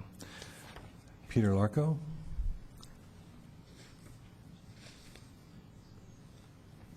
Good evening. Good evening. I'm a longtime Los Gatos resident myself, not 50 years, probably in the neighborhood of 40. I've also spent my professional career in city planning and real estate development. Most recently, I worked with the redevelopment agency in San Jose on a number of large projects. Based on these experiences, I can tell you that what Mr. Wells is explaining about the needs for the corporation, for the adjacencies, to create the collaborative environment is true and something we heard over and over. And in order to accommodate those corporate citizens, we worked on site plans very similar to this, where I believe mid-rise buildings in a campus environment is preferable to 1- and 2-story tilt-ups spread out. I'd also point out in 2000 I had the privilege of serving on the General Plan Task Force here in town, and at that time it was apparent to me that these commercial lands north of Lark Avenue were going to be the future of the fiscal well-being of the town. And because of those reasons, I'd ask that you support the project. Thank you, Mr. Larco. Peter Kleiss, and following Mr. Kleiss will be Shiloh Ballard, John Shepherdson, Brent Ventura, and Ann Sullivan. Mr. Kleiss? Seeing none. Shiloh Ballard? Good evening, Mayor and Council. My name is Shiloh Ballard. I'm here on behalf of the Silicon Valley Leadership Group. And for those of you who are unfamiliar with the leadership group, we are best likened to a high-tech trade association, and we advocate on behalf of the business community here in Silicon Valley. I specifically work on land use and housing issues, and the organization really focuses on these issues because we believe advocating for smart growth and smart land use decisions creates a more healthy community, a better environment, and an improved economy. All 3 of those elements are embodied in this particular proposal. I have two main points that I wanted to make. One, to use an overused term, that is, think globally, act locally. I spend a lot of time sitting in council meeting hearings such as this, and one of the things that happens in each of those meetings is case by case, project by project, city by city. Despite the fact that we have tremendous growth and development issues, projects such as this get whittled down. The height gets lowered, the homes get scaled back, and collectively we then are not able to accommodate the growth that this region needs to accommodate going forward. It's very understandable because as a council member, you are tasked, you are charged with representing the immediate community. That is your role, and so it's understandable that is your focus. But as a representative of a regional business association, we'd like to just respectfully remind you all that there is a region that Los Gatos is a part of, and we have tremendous growth issues. The second issue that I wanted to mention is, again, to use a cliched term, build up, not out. No site is ever perfect, but the fact remains we're growing, and by 2035, the Bay Area is expected to grow by 2 million new folks. Where will those people live? Where will their jobs be? That's the very difficult question that's before you. And in order to provide a more environmentally sustainable area, we need to use sites such as this more efficiently. And then, I know I said 2 points, but one last one is, and that is on the senior housing component. Going forward, well, today, 1 in 10 members of the community are over 65, and I apologize if you know this already. But going forward, 1 in 5. There's a tremendous need for senior housing. Thank you for your time. Thank you, Ms. Ballard. John Shepherdson.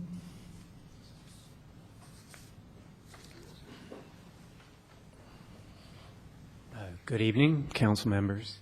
To Mr. Wells, I want... Mr. Shepherdson, you have to address the council. I apologize. Mr. Wells, I want Netflix in town, and I also want it to work for Los Gatos. Second point, thank you, Steve Rice, for responding to my email regarding Swanson. I really appreciate it. We disagreed, but we had disagreed civilly. Third point, are we so concerned about Netflix that we will give the developer an unprecedented 20-year option to convert to residential? Is the developer so unsure of the commercial development that it needs a residential development? Are we so afraid of the future that we will allow a 5-story building in an area zoned for 3 stories? Are we less green of a town, as suggested by the Mercury News this morning, if we keep commercially zoned land commercially zoned? Are we unfriendly to business if we merely enforce our existing zoning laws? Are we unreasonable for refusing to turn over to the developer when and if residential development will occur any time in the next 20 years? 3 reasons for declining this proposal. I suggest, 1, the Planning Commission voted 2-1 to keep it office and R&D and building the heights no higher than 55 feet. 2, Chairman Sayoc, who I understand has a master's in environmental science and knows this town, and I'm sure has studied this issue as much as anybody, has, according to the paper, the quote I have, if I'm looking at deciding what's the best land use, I believe it's office use. The property is zoned commercial. Let's keep it that way. The 20-year option is way outside the norm as I understand it. There's no prejudice to the developer in denying the 20-year option. In 15 years, if the owner wants to convert, it can approach the town council then. Why handcuff future town councils? In sum, Mr. Rice, you went to Los Gatos High School, I went to Lee High School. We both care deeply about this town. We both agree the town is open for business, but in the process, let's not sell the farm.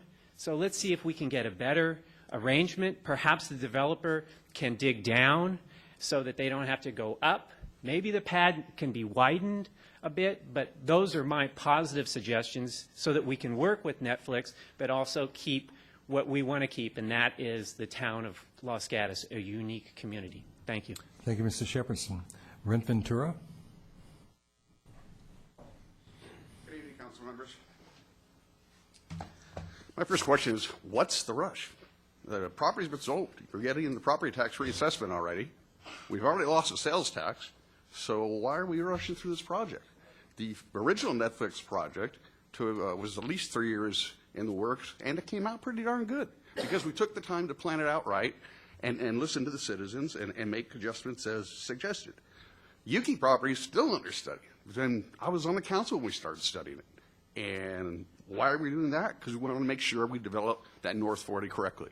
This thing's flying through in 9 months. I've never seen it happen before.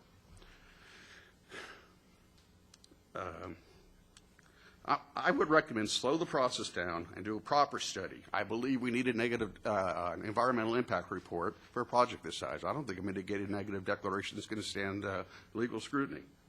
We're breaking all of our own rules and policies that have been in place for decades, and that's wrong. 85-foot high buildings have no place in Los Gatos. Planning Commission had it right. 55 feet buildings, no residential, no open-ended approval, 1 year. Let them come back. Nobody wants residential. Nobody wants 3,000 to 4,000 more car trips with no traffic improvements. And nobody wants to see all those protected trees removed. Do the right thing. Deny this project. Start the process over, and let's plan it out right and do it right. Okay, the way this project is getting fast-tracked, it looks bad, it smells bad, and it is bad for this town. Thank you. Thank you, Ms. Ventura. And Andy Wu, I believe, is next up.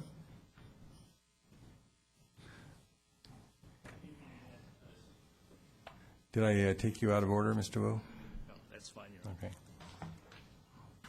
Mr. Mayor, members of the council, I had originally prepared a script, but I'm going to go off script which is a dangerous thing, but because I'm sleep deprived and mortality's been on my mind. I went through and looked at a couple of articles just before arriving here, and there was a particular article I had picked up from the San Jose Business Journal quoting Town Councilman Sam Liccardo, whom I like, quoting him as saying that San Jose is not looking to butt into the current negotiations between Los Gatos town officials and Netflix. Well, yeah, of course they're not. They've already given you the middle finger salute. I'd like to ask if any member of this council or any member of staff even knew that Netflix was planning to move their DVD division to San Jose before it happened. I have a memo here which was distributed to various news media outlets, and I'll just quote a couple of select sentences. And it says, and this is a memo to San Jose Mayor Chuck Reed from Kim Wallish.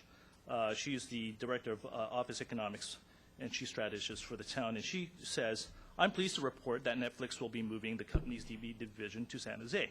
This is a memo dated the 22nd of July. It's a done deal, according to this memo. I wonder if anybody from Netflix had ever given this town an opportunity to bid on keeping the DVD division here. If the answer is no, then I don't think these people are trustworthy. 22 years ago, a longtime resident of this town, and I was trying to remember what the quote was, told me that Los Gatos was a refuge of tranquility in an otherwise sea of anxiety. I took that as a compact, and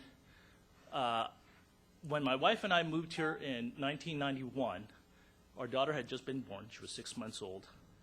She grew up in this town. My son started kindergarten here. He went through high school. He went off to military school and came back to graduate with his high school class here instead of graduating with his shipmates in military high school, because this is where he was raised and where all of his friends were. Don't sell my children's birthright. Don't give that up so easily. 20 years is a long time in the future. If you give away development rights for 20 years, there is no reservation of jurisdiction. You can't call it back. And you set a precedent for your predecessors. I mean, for those who will come to succeed you. Again, pardon me if I don't stay and exchange pleasantries afterwards. My mother's just been hospitalized. I found out about an hour before I came here, so I'm going to rush off. And I thank you all for your time. Sorry about that, Mr. Wu, and thank you for your presentation. Ann Sullivan, and after Ann Sullivan will be Eric Anderson, Eddie Wong, Leslie Paulides, and Bob Shepard. Good evening, Mayor and council members. Thank you for listening. My name is Ann Sullivan. I'm a homeowner, and I live at 100 Cedar Crest Place in Los Gatos. I'd like to start out by saying I'm against any residential use for this project. I am in favor of Netflix being in Los Gatos, and I'm hoping that we can work out an agreement. I'm against the proposal of 4- and 5-story buildings, however. My feeling is that they are going to be massive. And if I understand that the developer and Netflix has put a lot of time and energy into creating the illustrations and the development of the architectural style for the new buildings that they're proposing. However, if they had spent a week or three days of that month putting up the poles and the netting that is typically required for any project in Los Gatos, if you want to put an addition onto your garage, you've got to have that. They still have not demonstrated that. And my feeling is that if people really saw how big a 65, 85-foot, building is, that they would, run screaming.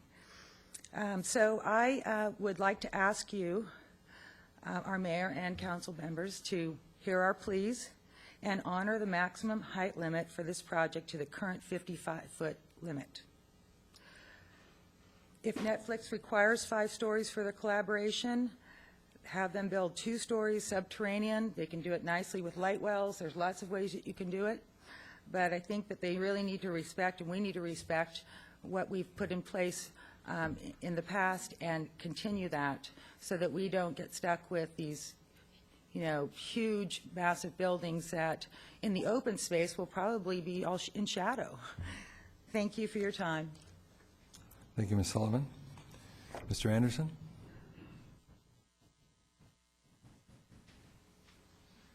Thank you, Mayor, council members.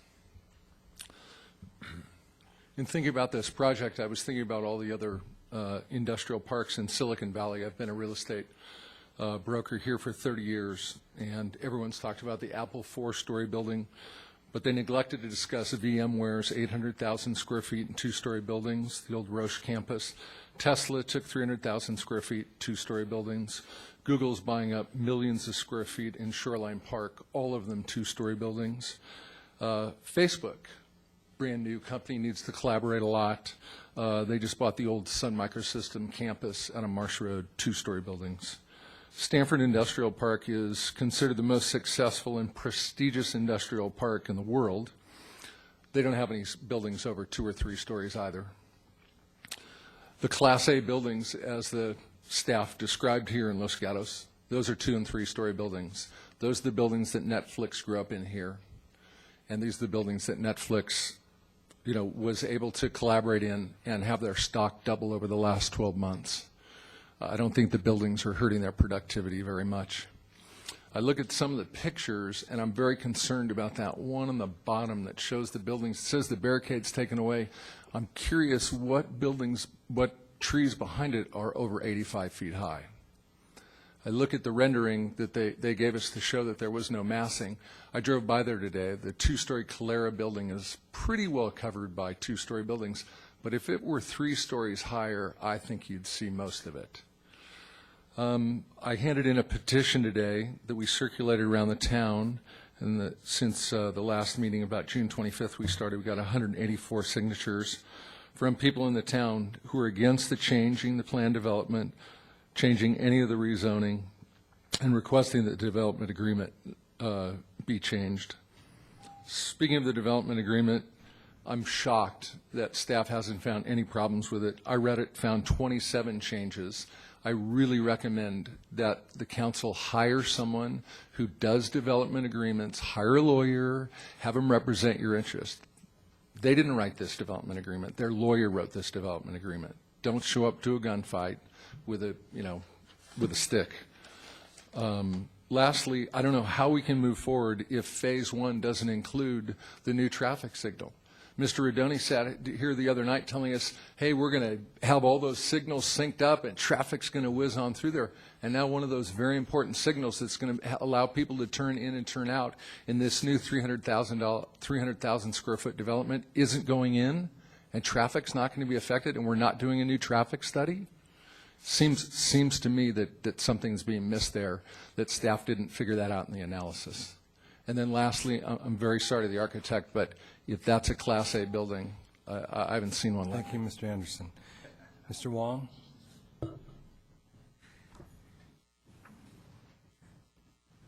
Eddie Wong. I live at 112 Hanning. That's right behind the Courtside Club, tennis club. Good evening, Mr. Mayor and Council Member. I'm really concerned about the traffic situation. I know that every time I drive on 280 or 880, when I try to get on Stevens Creek, I curse everybody. Because I remember they really spend a lot of money setting up all this counting on the cars and everything. I said, whoa, and they said, that's fine. It doesn't affect the traffic. And every time I try to get to Ready Fair or Westfield Mall, because of Santana, they wanted to increase the revenue, and they said, yeah, no problem, just do it. It doesn't affect the traffic. Everything's fine. But if you try to do it nowadays, you will think, wow, what would they spend all this money and all these people counting the cars and says no problem? And it's a big problem. And on 17, we try to get home every day from work and said, wow, traffic is backing up to Camden, off-ramp and everything. So just think about the local residents. I live here for more than 35 years. I love Los Gatos. I love Netflix. Even if they raise the rate, that's fine. but this is Los Gatos. People love Los Gatos. We love to live here because of the town Los Gatos, not the city. So please think of the people that live here. Thank you very much for listening. Have a nice evening. Thank you, Mr. Wong. Ms. Leslie Politis? Politis, yes, that's what I thought. Good evening, Mayor and fellow council members. My name is Leslie Politis, a lifelong resident of Los Gatos, and I won't say how many years that is, and also a happy Netflix customer. I'm also the Assistant Superintendent of Business Services for the Los Gatos Union School District, the K-8 elementary district in town. I appreciate the opportunity we've had to work together with the Town Planning Department to review our demographic studies and student generation rates, and their ongoing willingness to continue partner with us in those discussions as we learn more about development trends, and the opportunity to speak on behalf of education at prior Planning Commission and Town Council meetings. As I've previously mentioned in public comment, I am not opposed to development, but rather support sensible development and appreciate the economic and personal benefits that well-planned growth can provide to the town.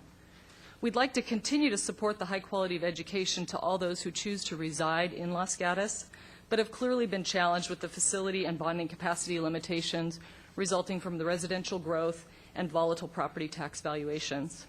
It's our goal to continue to build the capacity and programs in the district to maintain the highest quality of education for the students of Los Gatos, old and new.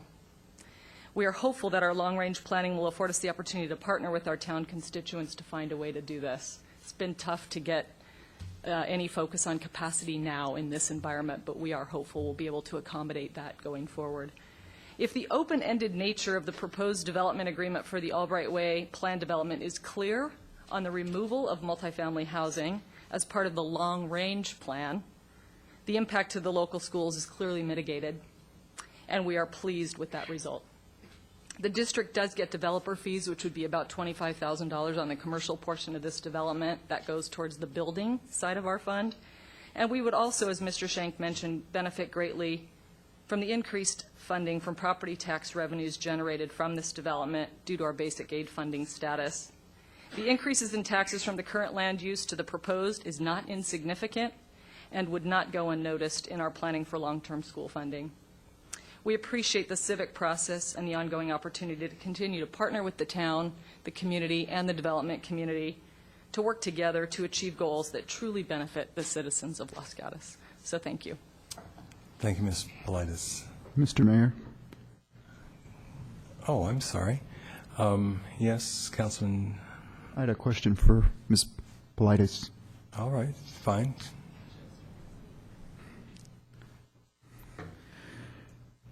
I know you've been to the Planning Commission meetings as well as our past Town Council meeting speaking on this matter, so thank you for your willingness to speak and come out for the public. But I did have one question that dawned on me, being that this is being proposed as 55 years and older. Is it conceivable that individuals who are a family unit 55 years of age could have kids in junior high and high school? So I think there's an assumption out there that if this is senior housing, there will be no school impact whatsoever, and it's kind of a hall pass, to use a school term. But the reality of that may not be true, so I just wanted to get your thoughts on that. Yeah, thank you very much for asking that. I was actually thinking of that when I was sitting over there. I think there's a senior housing, the Villages in San Jose, and I know they actually don't allow children. So I was making the assumption, perhaps wrongly, that senior housing is defined as a community that doesn't allow children based on its, I don't know the planning term.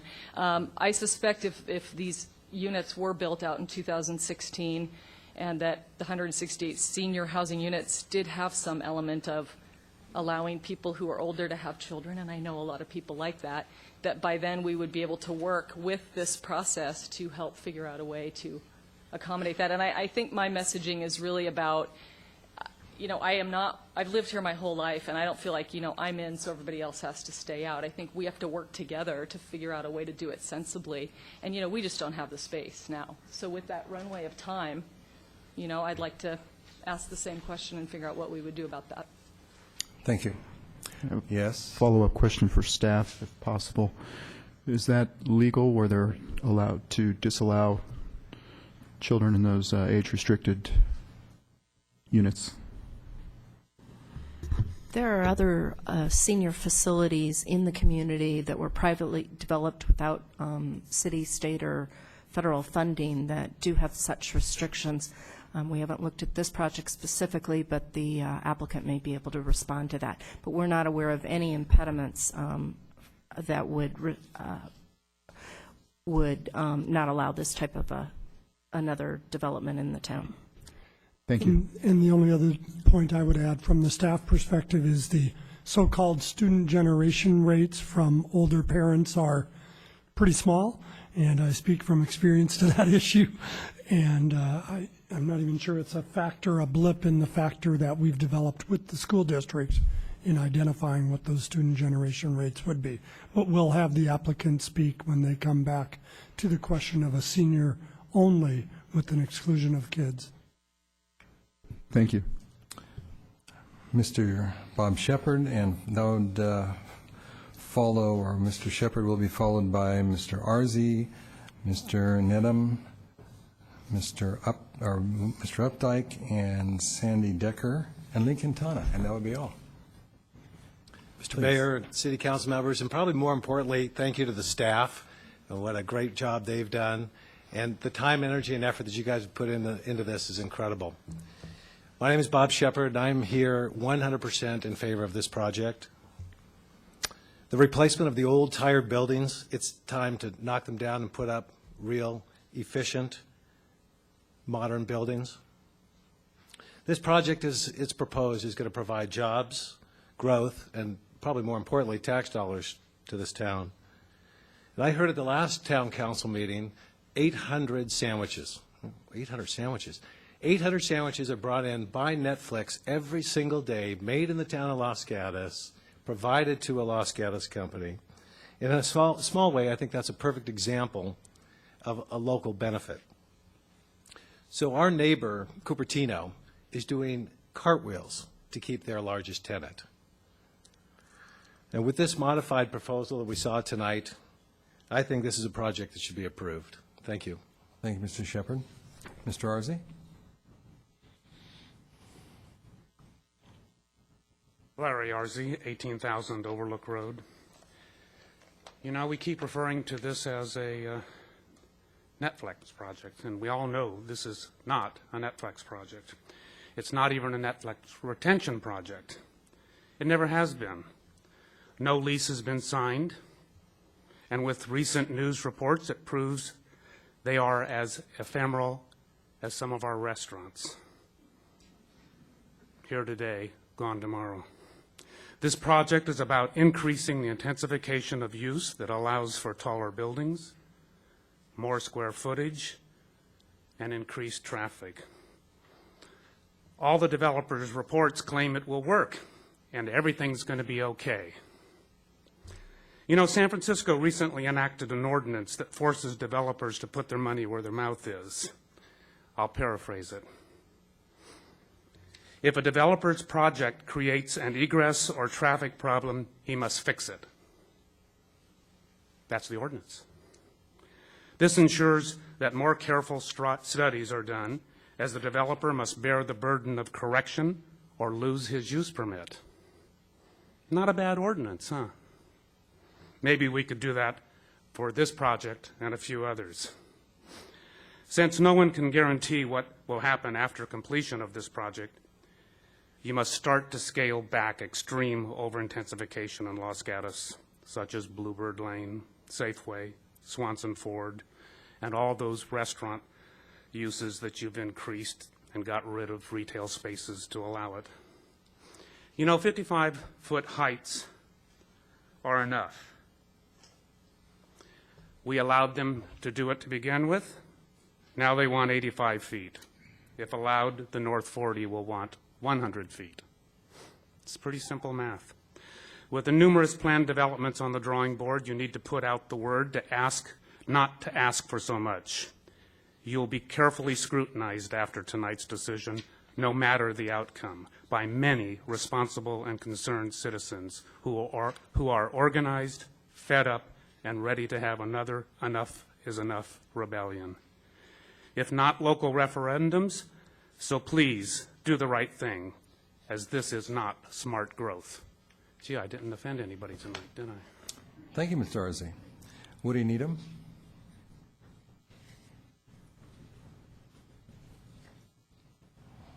Mr. Mayor and Town Council, my name is Woody Needham.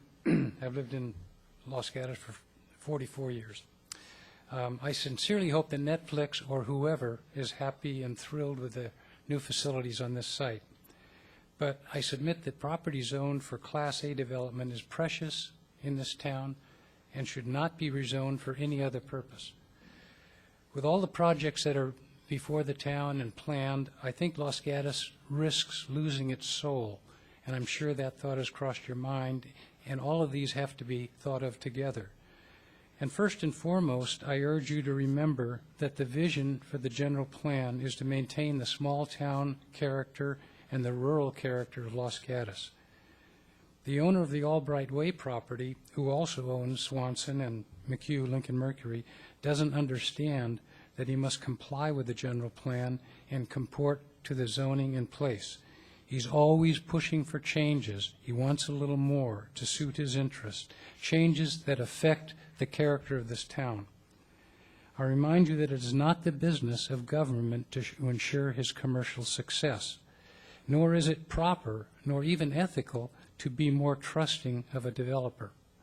Your job is to represent the town, your constituents who are here en masse, to urge you to do so. It's curious that the Planning Commission's recommendation has been completely ignored and overridden by staff. And this has been done without any explanation or apology, and it's not only strange, but it's inappropriate, because the Planning Commission got this one right.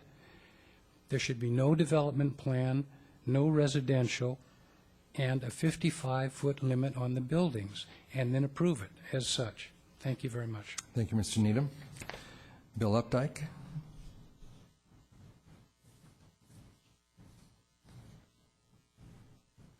Good evening, council members, Mayor.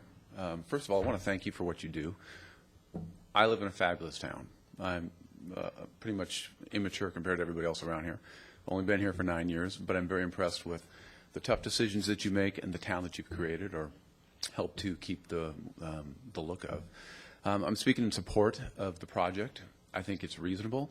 I come from a land of sprawl, and when you talk about development and 2- and 3-story buildings, certainly I don't think we need skyscrapers, but eventually we are going to run out of space. And in Los Angeles, I think you need to do everything that you possibly can to create a place that's not Los Angeles, which is growth everywhere that spreads out. And I think it's a reasonable alternative to consider something that's tall, not too tall, but can put people in a dense area. I think it's reasonable. Anyways, thank you for what you do. Thank you, Mr. Updike. Sandy Decker.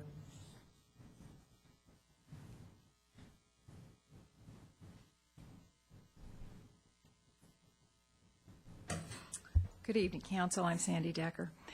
I'm speaking tonight because I'm extremely concerned about the compatibility of this project with Los Gatos.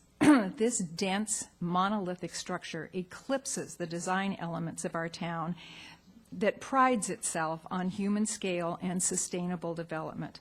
I sat with two of you as we agonized over the approval of the existing Netflix building, knowing we were introducing a massive structure as a gateway element. Now you're considering doubling that mass, height, and impact. Mr. Powell, who is probably rethinking his partnership with Netflix, as we all are, now that Netflix has left town with $3.2 million worth of our tax revenue for a better deal with San Jose, he wants you to help him hedge against Netflix remaining development and give him 20 years to decide what he can do to make money in our town. Fool you once, Council, shame on them. Fool you twice, and we all look like fools. Senior housing in the shadows of a cavernous commercial development? Why would we as seniors, Joe, Diane, and Barbara, having lived here to senior status in this town, want to find ourselves or anyone else in a gray concrete environment when we moved here to live in the open natural beauty of this town? Mixed zoning and a PD is to enhance the underlying zoning, and housing is not an enhancement to a commercial zone. Sustainability is the byword of community planning, and there is nothing sustainable about this application. Do the right thing. Do the right thing.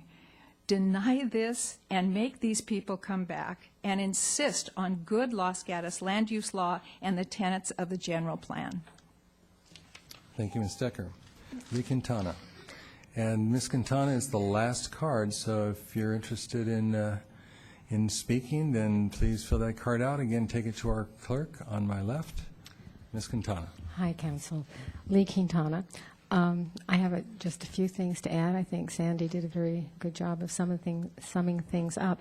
But I do find it interesting that there's been a lot of discussion about Class A office buildings, and yet neither the plan development agreement nor the development agreement itself even mentions Class A office building. Another thing that I'd like to mention is that Netflix is 55 feet, and I actually don't understand why, because the general plan designation for office requires standards of 50% of coverage and a maximum height of 35 feet. It's true that with a PD you can change zoning regulations, and the zoning regulation in that area for CM is 35 feet, so that could be increased, but it needs to be consistent with the general plan, and I don't see how that works. I'm not sure where that 55 came from. Screening trees. The vast number of the screening trees along Winchester are less than 55 feet. The building is 85 feet, and the scheme of looking at it is from one fixed angle or just a few angles. I don't think that's accurate. I really do think whatever is done here, we need to see some balloons, story poles, whatever is necessary to get a real defined image. The development agreement that was entered into, the town entered into it to reduce planning uncertainty and to provide for orderly development. That somewhat conflicts with why the applicant entered into the agreement, which was basically for flexibility. They deter the determination of uses until A&S. There's flexibility in where the building locations will go, and most importantly, they retain the right not to develop. Why would we want to give somebody that right over a 20-year period to not develop if it so suits them? Thank you, Ms. Quintana. I believe that's... Oh, I'm sorry. We have one more. Richard Herbst. Okay.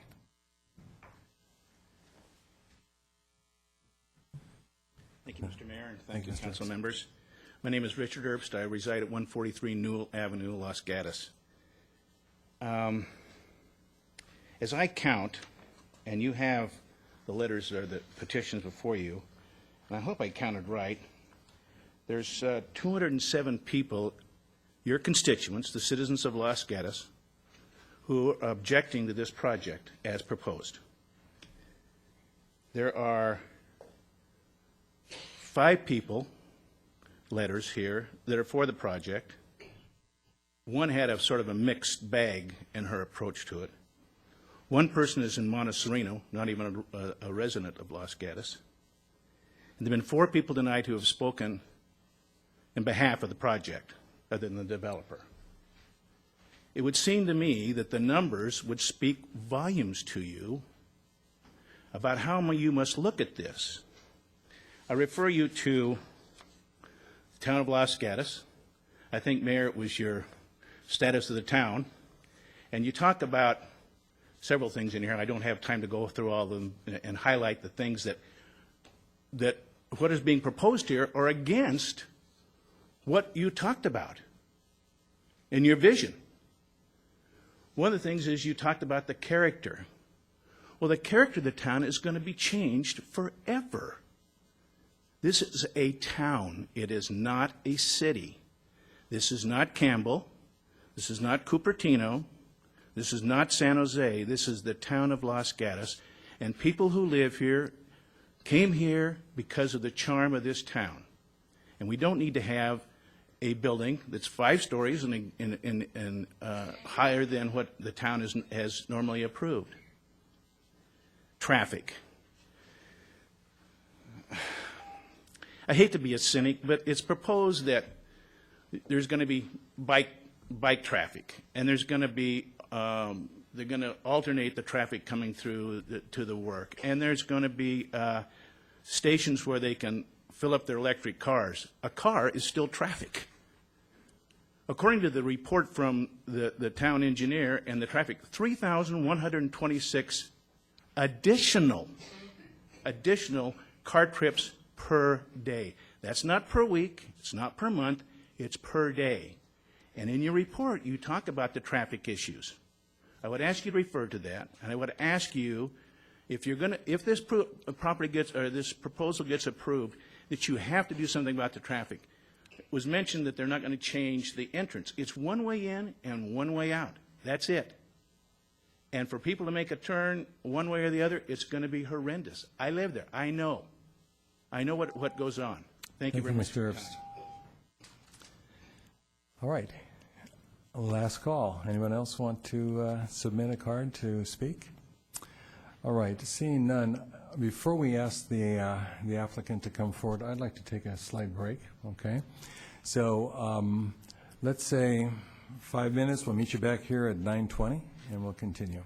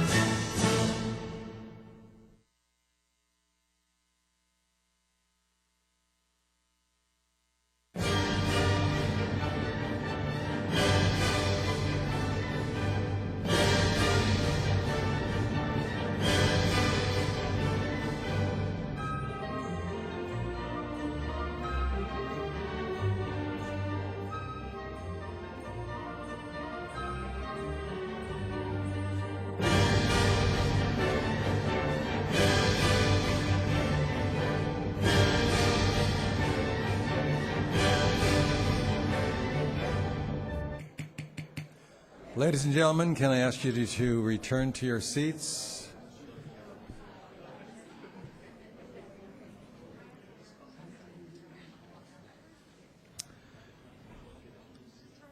Appreciate the public presentation to this point. And now it is the opportunity for the applicant to clarify or rebut or confirm anything that was surfaced during the public presentation, and the applicant has 5 minutes to do so. And if we have an applicant, then we will listen to the presentation. Okay, he'll be back shortly. I think he's in the restroom. Too much information, but I figured it was a legitimate excuse. okay. Mr. Wells. I don't really have anything to rebut other than a couple points. I heard a lot about rushing the project. I think the timeline was put up there in the beginning, and it's been at least 14 months on this. It doesn't feel like rushing to us. In fact, we're bursting at the seams now at this point, and so it's important to us to keep a decision made, whatever that decision might be.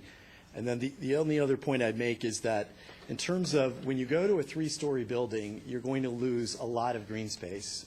If you're talking about putting 550,000 square feet in on the parcels, you're talking about putting a lot less green space in there if you reduce the height. So. Okay. Sorry for hiding. But thank you for the opportunity to come back and address some of the issues that have come up here. And I think in respect of the time, I'll go quickly through these.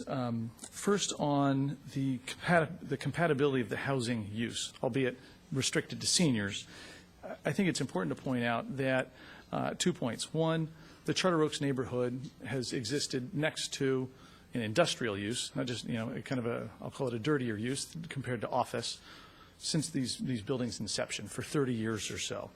And secondly, the town's general plan, the Vasona Light Rail element of the general plan for decades as well, has called for and encouraged a mix of uses and housing in this area as well. We've heard a lot of concerns of traffic this evening, and I'd just like to reiterate that there's been extensive analyses done by our consultants, the town staff, the town's third-party engineer on a peer review basis. And if details are desired this evening or anything else, I think the town's engineer could probably run through any of those, and our engineers here as well.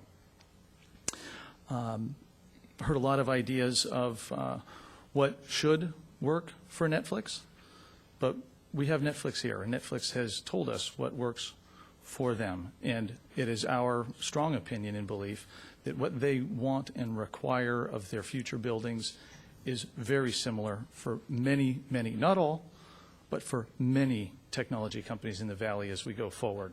There's lots of other examples of what's worked for companies in the past and what meets their needs on an expeditious basis. But in going forward, the height, these critical sizes of buildings is very important. The DA term is standard. I think there's a lot of misconceptions out there about what it conveys. It does not give us a carte blanche to do anything that we want for 20 years whenever we want it. It does say that the zoning will stay in place. We always must come back to talk about the uses, meeting triggers, et cetera, architecture, site planning, everything else. We still have to come back and work with the community and the town for approval of specific projects. I'll also point out that the town has been very ably represented by its attorney, who has a lot of experience in development agreements, and on some of the positions that the town still, what the development agreement conveys to the applicant and retains for the town, I'm certain she could add detail to that. And on the issue of seniors, we're certainly aware and will comply with all laws and regulations related to age-restricted housing, children, all the other restrictions and requirements that go along with that. We will comply and follow those. Thank you. All right. I'd ask council if members would like to address the applicant at this time about any issues. Mr. Leonardis. I'd like to ask Mr. Wells a few questions first.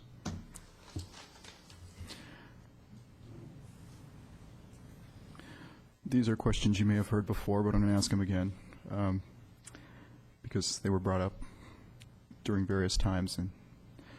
And has Netflix signed a lease yet? We have not signed a lease. We are very close to one.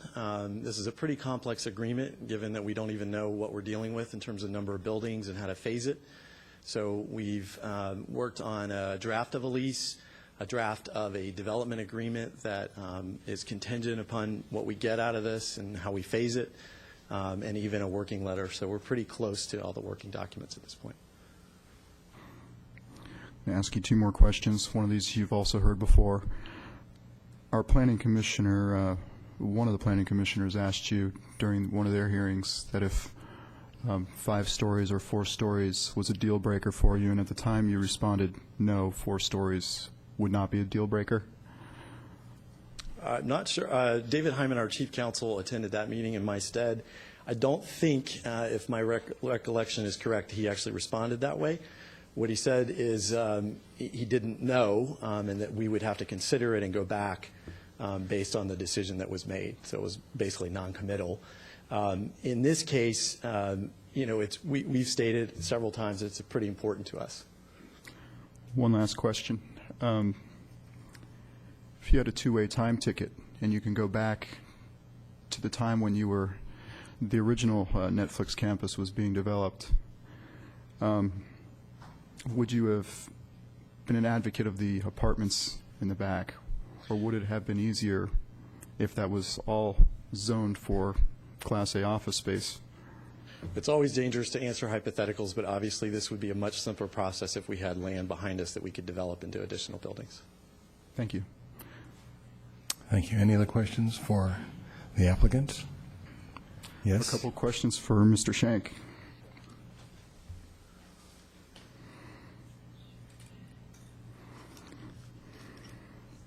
If I can locate them.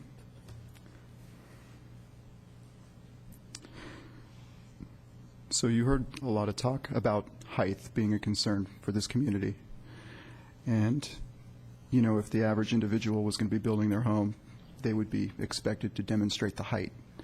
They couldn't just say, hey, I want my house to be 50 feet tall, and, I want it to be 60% of the lot coverage, and I want, X amount of time to do it. With that being said, we realize that this is not an everyday project like a house being built.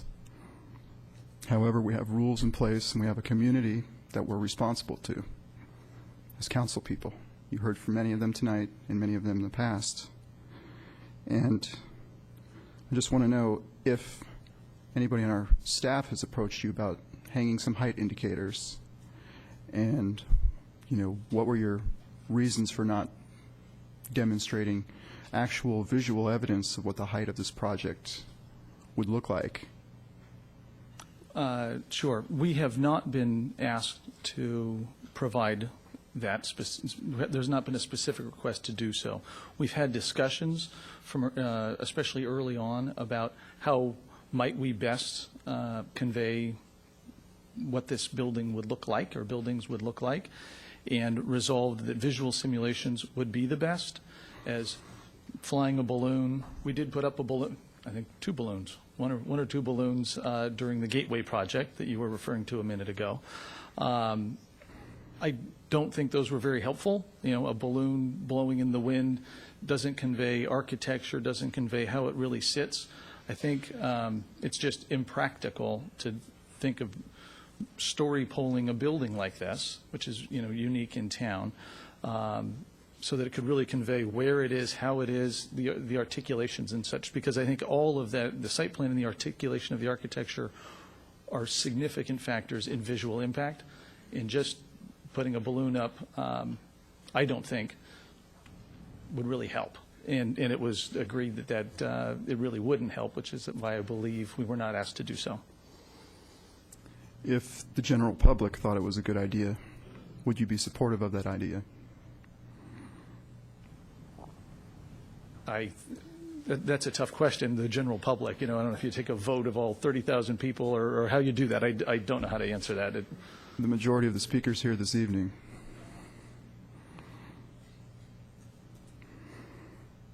I wouldn't change my opinion about whether it's a good tool or not. It would not, because I don't think that it does at all. If they did and you required us to do so, we would obviously comply with whatever the council directs. Okay. I just have one more question.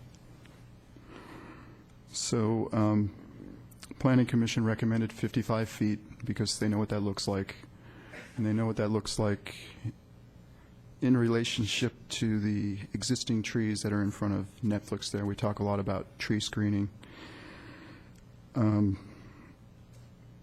55 feet to me seems like you can get 4 stories, 4 levels out of it. When it comes to putting AC equipment and things on the roof and doing roof screening, and I'm not here to design and I'm not here to articulate things, but obviously we have a lot of comments about height this evening. Have you ever considered, with the architect, I know this process is just starting, or explored or, pursued 4 stories, 4 levels, and 55 feet? Not specifically in a great amount of detail because we don't believe it's possible just out of the chute. From a floor-to-floor heights for a commercial Class A office space, there's not enough room for kind of the working environment plus the interstitial space where all the mechanical and electrical equipment goes on each floor.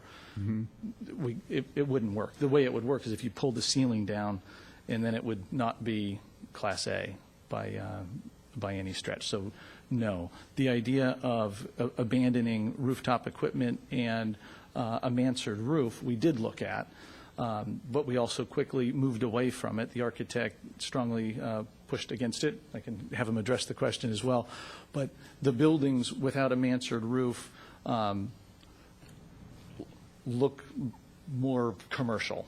These buildings have a softer feel because they have a roof structure, just as the current Netflix buildings do. And I think it's because of the quality of the architecture, the articulation of the architecture, including the mansard roof. And once it's there, we might as well take advantage and put the equipment up there, creating more green space, is what makes the buildings appealing today. We went through that process years back. There were a lot of concerns about height at the time, a lot of concerns. And I think people have once they were built, once they existed, have liked the buildings. I believe they're beautiful buildings, but I think people find them very attractive, and they've been very functional for Netflix. Even though from the big vantage point, which is, as we come off 85 or look at it from Winchester, there's hardly a tree in front of it, frankly, coming northbound on Winchester. And our current site now benefits from all of those trees. And I think with the commitment to architecture that we've expressed in these plans and in the documents are committed to adhering to, I think height is addressed very well. I'd also, maybe just to point out real quick, because as I was referring back to the Netflix campus in the question you asked Mr. Wells on whether that site would be better if it were all office. And only because I was very involved in that process, I can tell you the front office buildings wouldn't have been built at the time if there weren't 2 uses allowed on the site, because it wouldn't have made business sense for us at the time. And in that way, we wouldn't have the opportunity to try to build more buildings for Netflix today. They would have found space elsewhere. So that was a very important part of that council approval as well. Thank you. I'd like to address a question to the architect, if I might. And would you identify yourself for us, please? Yes, my name's Bob Giannini with Form 4 Architecture in San Francisco. All right. In reviewing the plans as proposed, and the renderings as proposed, there was a consult that took place with our architect, the town's consulting architect. Yes. And there were some recommendations made from that consult. I read both your initial proposal and then the recommendations that Larry Cannon made to you. Would you talk to your own response to that and what kinds of results occurred due to that consult? Mm-hmm. Now, that was a particularly good meeting. I thought it kind of has been mentioned, been working very quickly to kind of develop some of the images you see before here, and it was very helpful actually to be able to meet with Larry Cannon and sort of talk about the design as we were developing it. And it's always kind of nice when somebody comes in at that point because they're seeing things that you didn't see, and he was suggesting that, well, one, he actually liked the buildings very much, thought they were really developing nicely. His suggestions were, especially on the upper floors, to make the design a little bit more, we call it filigree, but to make it a little lighter. And we've incorporated all of his comments. We actually thought all of his comments were great and incorporated them into the building. So some of the ways the walls are treated more as punch windows rather than long, skinny windows, adding open arcades on the ground floor to spread the building out and make it feel a little bit more locked into the landscape.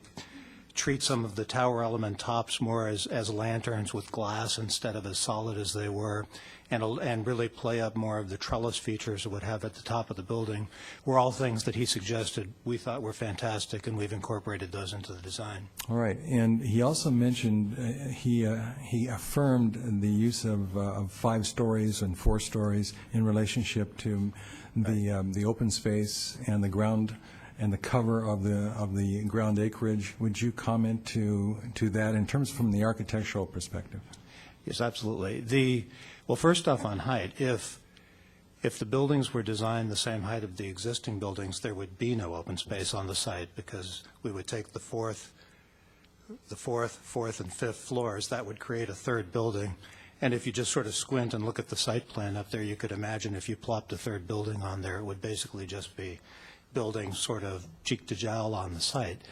So there was that aspect, and of course he was very sensitive to that, because it's very important to have open space in a campus like that. A lot of the innovation that happens in a campus happens in the open space. People having a chance to walk and think, to meet one-on-one, to meet as a group, to meet as a whole company is really essential with any company like Netflix or Apple or Google or any innovative company. So he really recognized that and saw how important it was to preserve the open space on the site. And what was the other piece of the? And I think basically you've answered that question. Right. That what was your response then? Yes.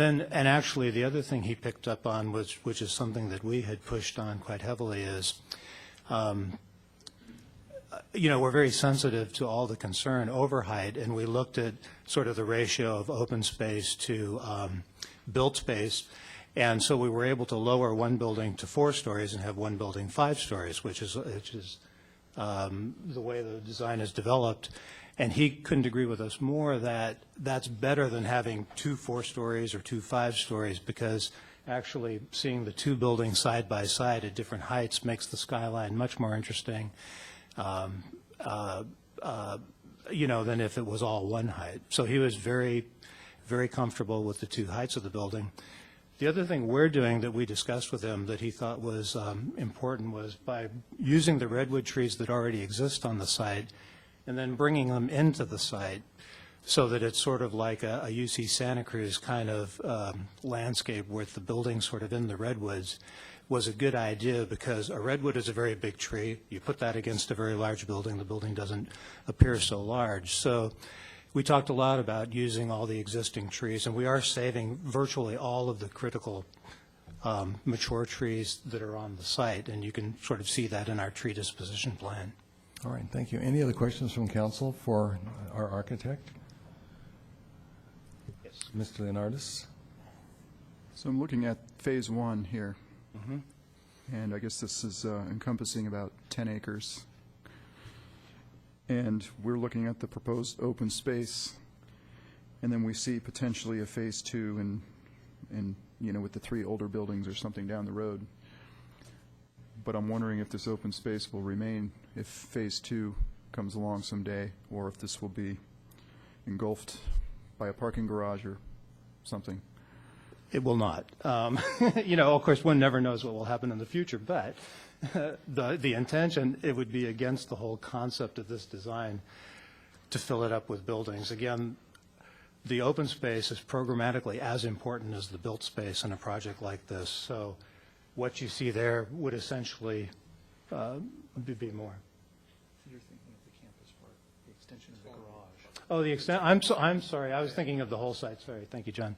No, where you do see the extension, where the garage would need to extend, because we also agree with several of the speakers, it's much better to densify the parking in a garage, and that garage actually is quite a bit of it is underground. And we would expect we would use the same sort of device or the same sort of approach as we develop phase 2. One more follow-up. So the area of the middle open space, not Yes. the garages, what is that area, square footage, acreage? It's probably, let's see, 10, that's probably about 2.5. It's probably about 5 acres of open space in the middle. I mean, just eyeballing it. Thank you. All right, any other questions for the architect? Any other questions for the applicant? Yes, Ms. Spector. Thank you. For Mr. Schenk, in disclosure, I, since the last meeting, have not spoken with anyone on this project, including Mr. Schenk, although I did try and ask him a question today. In your letter to council, you state that you developer cannot proceed with this project unless there is the residential component. But in your letter, you didn't say why that is, and so why is that? Yeah, I think I've at least tried to articulate that in past meetings. The reason is, as it was back in the original Gateway project, having the 2 uses, the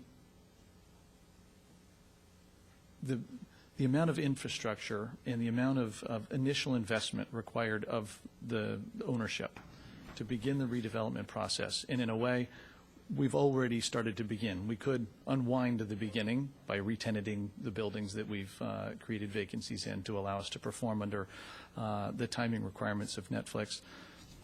But to begin all of that is substantial. And if all 550,000 square feet, if there's not an ultimate demand for that much of this kind of space in this location, we need to know up front and not later what else can happen there. And so again, as from my original application, which had 3 equal uses of office, seniors, and residential that could all be interchanged on the site, through the process and understanding the desires of the town, some concerns of residents and neighbors, et cetera. We've obviously morphed all of that with the residential out, still retaining a second use, which is what's most important to us, but have determined that seniors on no more than 7 acres is the best second use for us to have on the site. One more question. You said something a while ago, I think in response to Mr. Leonardis, that actually surprised me, and that is you weren't asked to put up a balloon or story pole kind of height demonstration. It was just a decision to use the I call it the paper diagrams of height. That's correct. Thank you. Okay, this is probably our best chance at getting clarification from our applicant. Any other clarifications necessary? I'm going to ask our traffic engineer, if I might, to get some feedback while you're still here. Sure.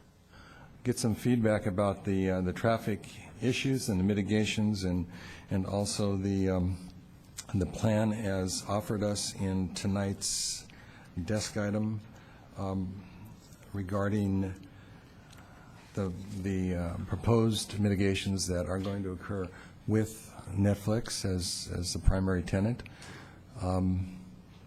And Mr. Rouhani, would you please kind of clarify for us the issues of traffic, because it's a major issue that's been voiced tonight. I remember our last meeting, the meeting on the 20th.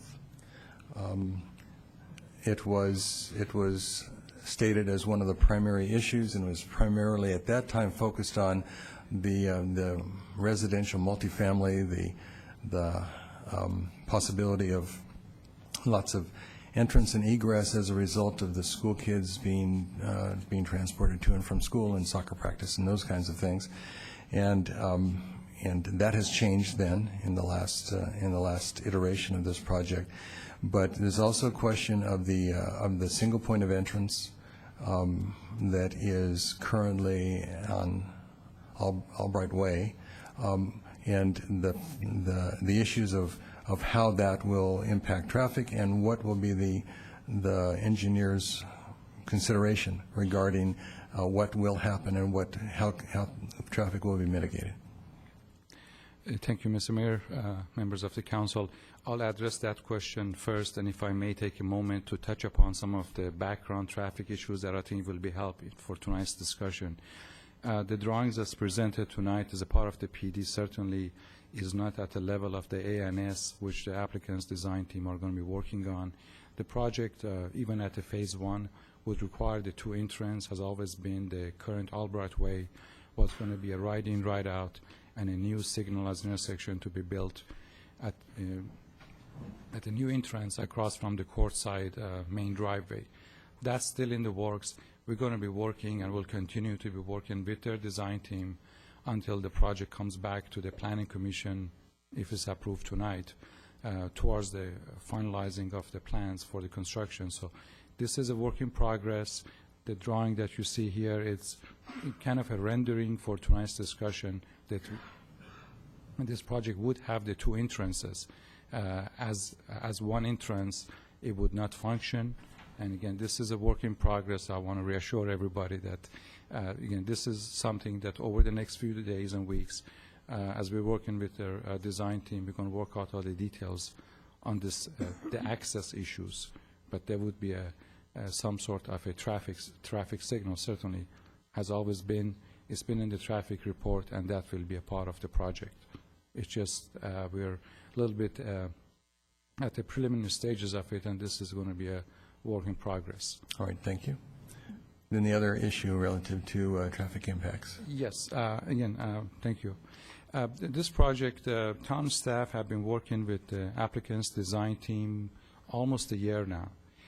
I would say this project has been extensively reviewed, re-reviewed, analyzed, reanalyzed to make sure it meets all of the town codes and guidelines. Typically in projects like this or similar projects, only it's reviewed by town staff. We work with the applicants. Because of the high profile of this, we have our third-party consultant, traffic consultant, whom we brought in to review all the documentations with us to make sure that we're not overlooking anything. So it was like a double review for this project. As I said, our whole goal has always been, whether it's this project or any other project, we want to make sure that we are adhering to the town of Los Gatos guidelines and codes. All of the traffic policies in town are set in our general plan that was recently approved by the council. For instance, one of the elements, and I think there's been a lot of discussion and some statements made, and I just want to talk about the facts, is the intersection levels of service. Within the town of Los Gatos, as other municipalities, there is a level of service which is a quantitative analysis regarding the operation of a signal. It's referred to by letters from A to F. You might have heard discussion level of service of B, C, D, and F. Our general plan, which says Los Gatos' minimum threshold for acceptance would be level of service of D. Basically, all of our intersections signalized operate between level of service of A to D. We do not allow any intersection fall below D. If a project, whether it's this project or others, would require that threshold falls below D, they would have to mitigate by means to brought that intersection up to a minimum level service of D. Now, on the level of service element, when we talk about between A to F, A is in our terminology, again, these are industry standard, is a free flow or stable flow. Basically, from A to D, we're talking about very flow to stable flow. At level of service of E and F, these are congested, and you have massive backups. And the difference basically is at level of service of A, you only have minimum of 10 seconds per vehicle per delay per hour. When you get to level of service of D, that increases to up to 55 seconds per vehicle per hour. Now, these are the guidelines that we have, and we make any development, any project adhere to. When you go beyond 55, that's when it triggers mitigations that things have to be done to the infrastructure to bring the level of service up. So, for instance, on this project, I think I mentioned at the June meeting, they studied 19 intersections throughout the town of Los Gatos, all the way from north end of Winchester near Hacienda in city of Campbell, coming all the way to Highway 9, coming back on Los Gatos Boulevard, going to near Samaritan Drive, at the intersection, coming back on Blossom Hill, and also on Lark. 19 intersection was analyzed with all of the current projects and also the impact of this project. With the full build, we want to look at the maximum case scenario. So when we look at it, we analyze this to make sure that none of our intersections are going to be operating below that level of service. 2 intersections would fall below the level of service. One is at Lark Avenue and University, which is currently does not have a signal. The other one is at Winchester and Albright. The developer on both cases is paying and installing traffic signals to bring those intersections to level of service of above D, which is our acceptable level. In addition, other measures are being done on Winchester itself to connect the existing signals we have at Winchester and Wimbledon, Winchester and Lark, the new signals that will be built at Winchester and Albright, and also the new one that will be built. Actually, we are working on the design of the Lark University traffic signal, which we bring it to you for approval plans and specs to go out to bid on September 6th. These were all going to be interconnected physically, hardwired, so each signal will not operate on its own. One of the problems that you encounter on areas where there are tight quarters, if you will, and again, tight quarters, I want to put that in perspective. All of the intersections around Winchester, these are minimum about 400 feet apart, which is acceptable standards. There's been, at the last meeting, someone said there are like 8 intersections from Highway 85 to Lark and Winchester, and I couldn't figure out where those 8 intersections are. 8 signals were. But they were all going to be interconnected, and also their timing. So when there's a green light, it would allow all of them to be green, so you can have a flow traffic on Winchester. So collectively, all the measures that have been done are going to be done will make sure that none of this project will not degrade our traffic operation on Winchester and on Lark and in the vicinity to below the level of service that's acceptable and per town policy. All right, thank you. And this is in context of the full build-out and the maximum number of vehicles projected? Correct. Thank you. Any questions for our traffic engineer? I want to ask the manager. He seems like he was interested. Okay. Mr. Leonardis. Just have 2 questions. Looking at the desk item this evening, it says the project could include up to a maximum of 550,000 square feet of office space or a combination of less office space with residential uses, which would include up to a maximum of 168 senior units. And when we first took a look at traffic studies, we were presented with, I think it was 4 options. We were looking at 200,000 square feet of office plus keeping some of the existing buildings 100,000 square feet, so it would have been 300,000 square feet. Then there was another option of 550,000 square feet of Class A, and then there was an option of 200,000, which I think turned into 250,000 with 513 units of apartments, and then there was the option of 200,000 with 250,000 that turned into with 600 senior units. As I'm reading this evening, if we were looking at 549,999 square feet, which is less than 550,000, plus 168 units, do we have a traffic study that covers that much intensity? Yes. This project, as I said, has been in the review for many months, and multiple scenarios was evaluated, combinations of all commercial office space, some senior, some housing, various mixes. And as a part of our process, we always look at the project that ultimately would theoretically create the most amount of traffic, because we want to make sure no matter what scenario is selected, we are mitigating those elements. So the answer to your question, yes. So just a follow-up question. Did we say 550,000 square feet of office plus 513 apartments? No. Never got to that. Okay. And Mr. Mayor, if I may clarify Yes, through please. you to Councilman Leonardis, in today's desk item attachment 41, which is the staff-initiated changes, page 3, it's referencing page 7 of the Plan Development Ordinance, item number 9, regarding building composition. We've added an explicit statement that clarifies the point that Councilman Leonardis was raising, which states the combination of uses between the housing and office, if it's less than 550 and up to the maximum of 168 senior units, the combination of units shall not result in new or substantially more severe environmental impacts than disclosed in the mitigated negative declaration for the project dated April 11th. So if they were to come in with the hypothetical thrown out by the councilman of 549,999 and 168 residential units, that would they would have to demonstrate that that reduction of 1 foot and the addition of 168 senior units still falls under the traffic analysis under the prior CEQA documentation.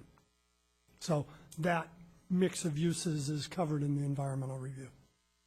Thank you. And then just one other question. When we consider this, you know, there were speakers that spoke to this earlier in the evening, but looking at Los Gatos and all the changes along Los Gatos Boulevard and, of course, the potential North 40 down the road, there's the cumulative traffic element. Can you touch on that as well? Certainly. Again, whether this project or the other projects that we've done, we do not look at a project on a kind of in a vacuum. We look at the cumulative effect of the projects that are under design, depending on at what stages. So we always look at not only the project, also the projects that we know they're in the planning stage or in the approval stage, to make sure we are looking at the big picture.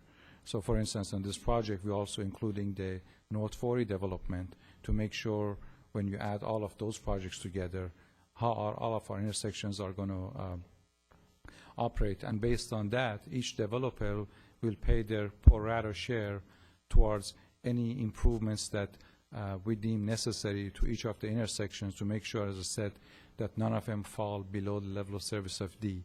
And that's our standard policy, so all of those are taken into account. Thank you. Any other questions about traffic for our engineer? Mr. Manager, you had a comment. I just had a follow-up to 2 prior questions, one by Councilman Leonardis and one by Councilwoman Barbara Spector. The town policy regarding story poles and height visualizations calls for applicants to provide those. There is an exception clause in that policy that the applicant requested many months ago early in the application process. Staff did grant that exception for a variety of reasons as reflected by the applicant, as well as concerns about story poles being 85 feet tall potentially. So staff did grant that earlier requested exception. Then based on the council discussion in June at the council meeting, we did inform the applicant that there were at least 2 council members who had requested story poles or other height visualizations. However, staff did not rescind its prior waiver of the exception that had been previously granted. And I'd ask, does that match the applicants? All right, any other comments or questions for the applicants? Then, gentlemen, you may sit down.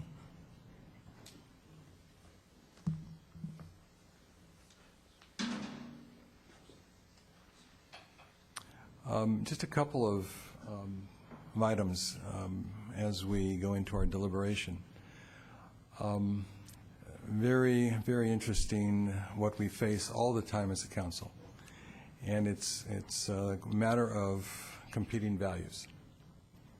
We have a number of values in this community, and as was pointed out in my State of the Town, we have a very precious community that requires us to be vigilant at all times for those things that might diminish the character of the town. We are like no other town as far as I'm concerned. And it's because we've had good stewardship throughout the years of this town. And we're going back now, what is it, 1887, when we were first founded. And somehow magically in the course of this time we've resisted those things that most other communities in our valley have succumbed to. There was a period of time in the 60s when it was all the rigor to tear down small cottage-like neighborhoods and build high-rise apartments. And there was an actual proposal that I have paper on from the mid-60s in which that was proposed for the Almond Grove, because we could put up 5 really nice apartment complexes, high-rise apartment complexes like Palo Alto, and gain wide streets and attract a population that would be of a higher financial status than those people that were living in those little cottages in Almond Grove. And somehow, some way, the leadership in this community said no. And when you look at the downtown, it is what it is, not by accident, but by good stewardship by both the leadership and the community in general. And I think that what we need to keep in mind is that our community, as we've defined it in the general plan, is a community that's supposed to provide all services to all of our residents.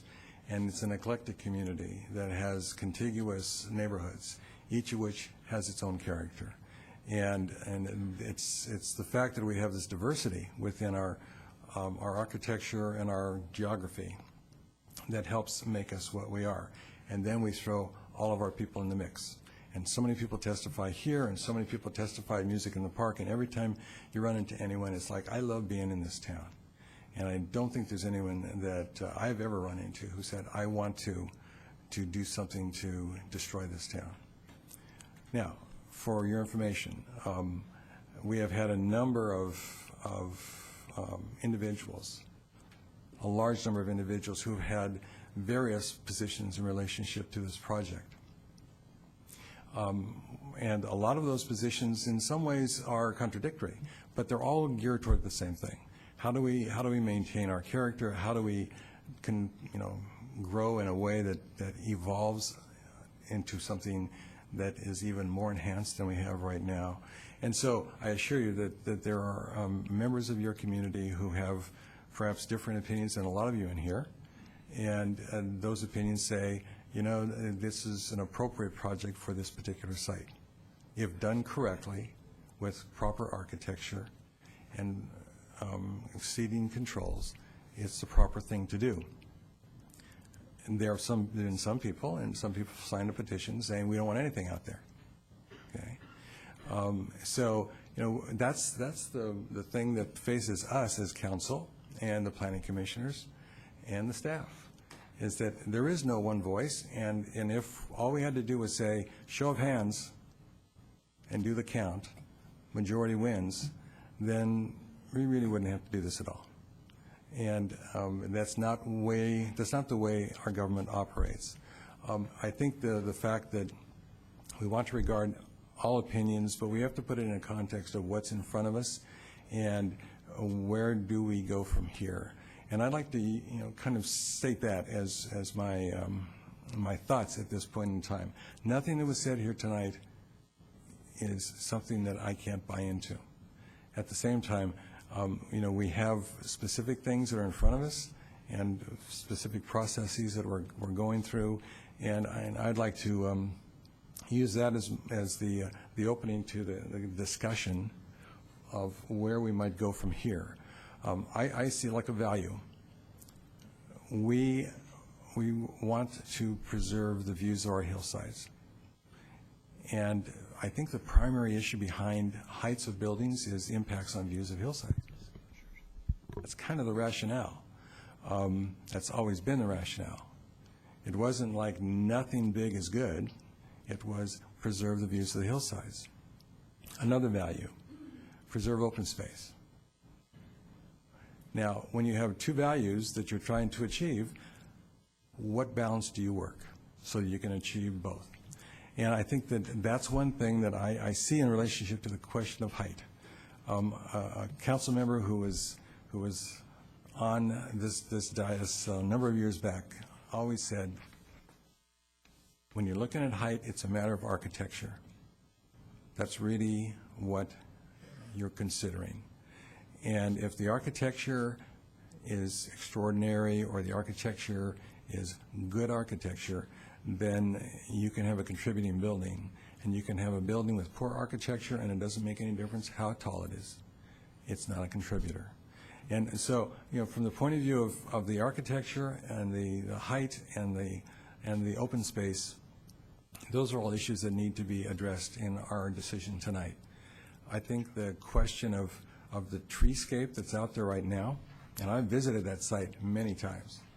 I kind of know it like the back of my hand, and I've become more and more familiar with the fact that it's not a very attractive business complex at this point in time. But as I look at it, and I look at the possibility of that urban forest that exists right now, and the possibility of how we site whatever buildings we put out there, I can see that as being something that is significant to us in our deliberation. Okay. So with that, I'm going to close the public hearing and wonder if there's anybody who has a disclosure to make about contacts with the applicants at this time. Mr. Leonardis. I met with the applicant 2 Fridays ago. Okay. You've already disclosed. I've disclosed no contact with the applicant. Okay. And I had a phone conversation with the applicant, 2 phone conversations with the applicant. I think since the June meeting, I've had 1 face-to-face meeting and 2 phone conversations with the applicant, as well as numerous contacts with residents. Yes. And I've also talked with the applicant, visited the site again, and as I hope to talk about in a few minutes, had many conversations with many residents. Okay. I think it's time for us to ask the clerk to read the titles, if she might. Ordinance of the Town of Los Gatos rescinding ordinances 1247, 1366, and 1955, and amending the zoning ordinance affecting a zone change from CMPD to CMPD at 90 through 160 Albright Way and 14600 Winchester Boulevard. All right, thank you. At this point, I'd like to turn to council for deliberation. Councilmember McNutt. Thank you, Mayor. I did want to talk about my meetings with residents and to follow up on what you were saying. I know when we had the last meeting in June, there was some frustration on the part of some people that we did not make a decision that night, that we continued it. And I am really glad that we had an extra 40, 45 days to work on this. It's always helpful to have a vigorous community debate, and especially on a project that is as complex as this one, as important as this one. We call July Council Break Month, and it's really a misnomer this year because I tell you, every place I went, there were people who wanted to talk about, they call it the Netflix project. I kept correcting them. It's the Albright project. It's about Netflix, but it's not about Netflix. Very, very wide range of opinions on everything. And it really, again, gave me time and a lot of points of view to put into my thinking. And the way I kind of wanted, if you don't mind, Mayor, I wanted to take just a minute and just kind of run you through how I analyze a project like this. And I tend to do it in writing. I'm a writer, is my day job, and so I tend to write out my thoughts and try to do it in a very analytical way. So it began with, do we want business in Los Gatos, and do we want Class A office? And my conclusion, after reading general plan once again and talking to residents, is yes, we do. It says very clearly in the general plan, and I think I mentioned this at the last meeting in June also, that we really want to be a full-service community, meeting a wide variety of businesses, from very small shops to large corporations, and a wide variety of residential and a wide variety of types of businesses. Businesses provide financial benefits, as you saw tonight, to both the town, the school districts, the fire districts. There are spin-off benefits to other businesses in town. It provides jobs. And I got to believe, because I remember somebody talking about it at the last council meeting, that you have a certain pride when you're out traveling around or reading the newspaper and you see Netflix going into South America, Netflix achieving unprecedented sales growth. That's our hometown company there. So the answer to that question for me was, yes, we do want business. We do want Class A. So then the next question is this an appropriate site for such a thing? Well, there's already an existing business park there. And one of the most interesting parts of this whole discussion for me, especially when it started, was, I would say, Albright, and they're like, where is that? It's so hidden away that you people who live across the street are certainly aware of it, but for many, many residents in our community, they were unaware that it even existed there. They drive up and down Winchester all of the time. They see the trees. They might see one building out in front, Central Fire, or the county library office, but not realizing how much land actually goes back in and goes down to the creek and to the trail. So I think it's already proven to be a successful site for businesses and therefore a successful potential site for this type of development. So then the question of residential came up, and the conversation has been very confused and convoluted because of the way the project evolved, because of the environmental analysis having been done on 3 different scenarios, and then the numbers dropping and the whole angst over multifamily and its impact on the community and traffic and schools. Now we're down to just the question of should there be a small segment of the property set aside potentially for senior use. Now, senior housing is a real important priority in our general plan. It is one of the things that is mentioned in many, many sections of the general plan that we have to address. Seniors are the fastest growing segment of our community. We need senior housing of all types.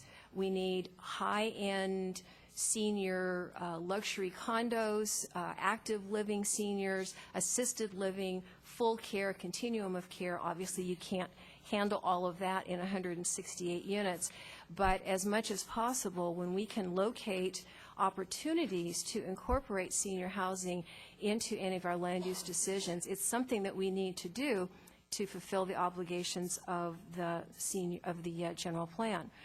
So for me, as I thought it through over the last few months, and particularly, again, over the last 40 to 45 days, I do see a benefit to having locked in to the PD and to the development agreement the opportunity for senior housing if the corporate doesn't expand to its full capacity.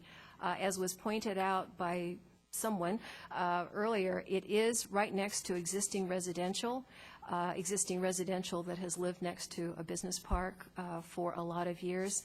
And I could see that being a real benefit to the overall community beyond whether it makes the deal work or not is really not my particular concern. I did want to address the idea of the comments that were made 2 or 3 times about the open-ended nature of the development agreement, and perhaps you've not had an opportunity to read all 100 pages of both the plan development and the development agreement.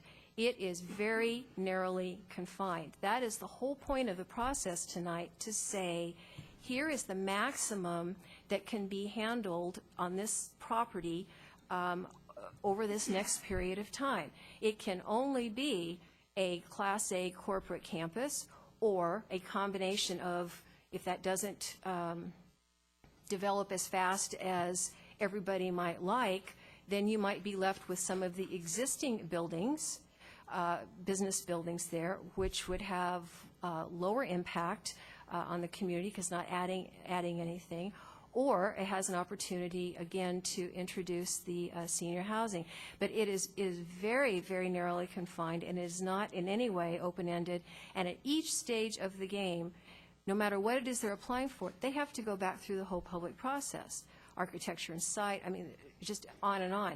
So I do disagree with those comments of thinking that it's open-ended. So then we get to the question of 4 and 5 stories.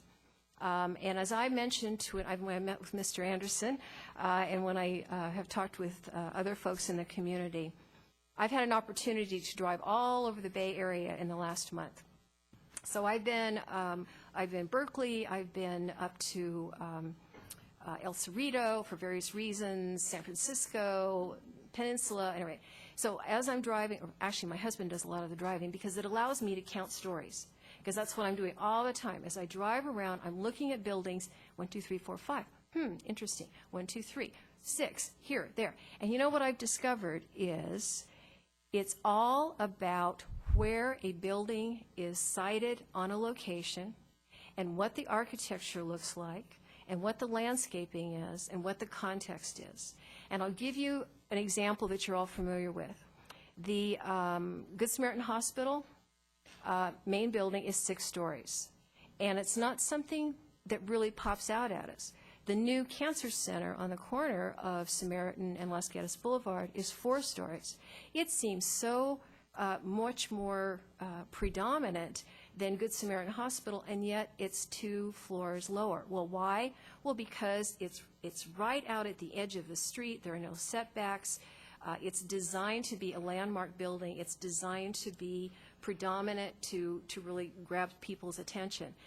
So as I look at this site, I think that it is a site that can accommodate 4 and 5 stories because of the screening of the trees that's already there, because of the efforts of Phase 1 to maintain all of the existing trees as much as possible, because the land goes down as you move down to the east towards the creek. We have good visualization, computer-aided visualization, for us to see what it's really going to look like. And I think that, that this is something that we can accommodate.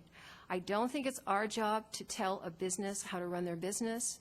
We don't tell a family, you only have 2 people, you don't need a 2-story house. I mean, people have a right to live the way they want to live. Businesses have a right to run their business the way they want to do it.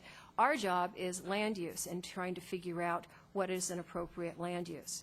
Which brings me once more to, it's about Netflix and it's not about Netflix. Clearly, Netflix has made a serious financial commitment to the town. They have done everything, I think, possible to demonstrate that they are eager to move ahead with Phase 1. They seem to be destined for sustainability as a successful corporation, but you always have to play the what-if game. What if something happens and Netflix goes away? Are we creating, and there's been a lot of conversation about Apple in Cupertino, so I will reference that. Are we creating a building or a campus that would be obsolete if that company goes away? I personally think no one other than Apple would ever want to be in the spaceship building in Cupertino.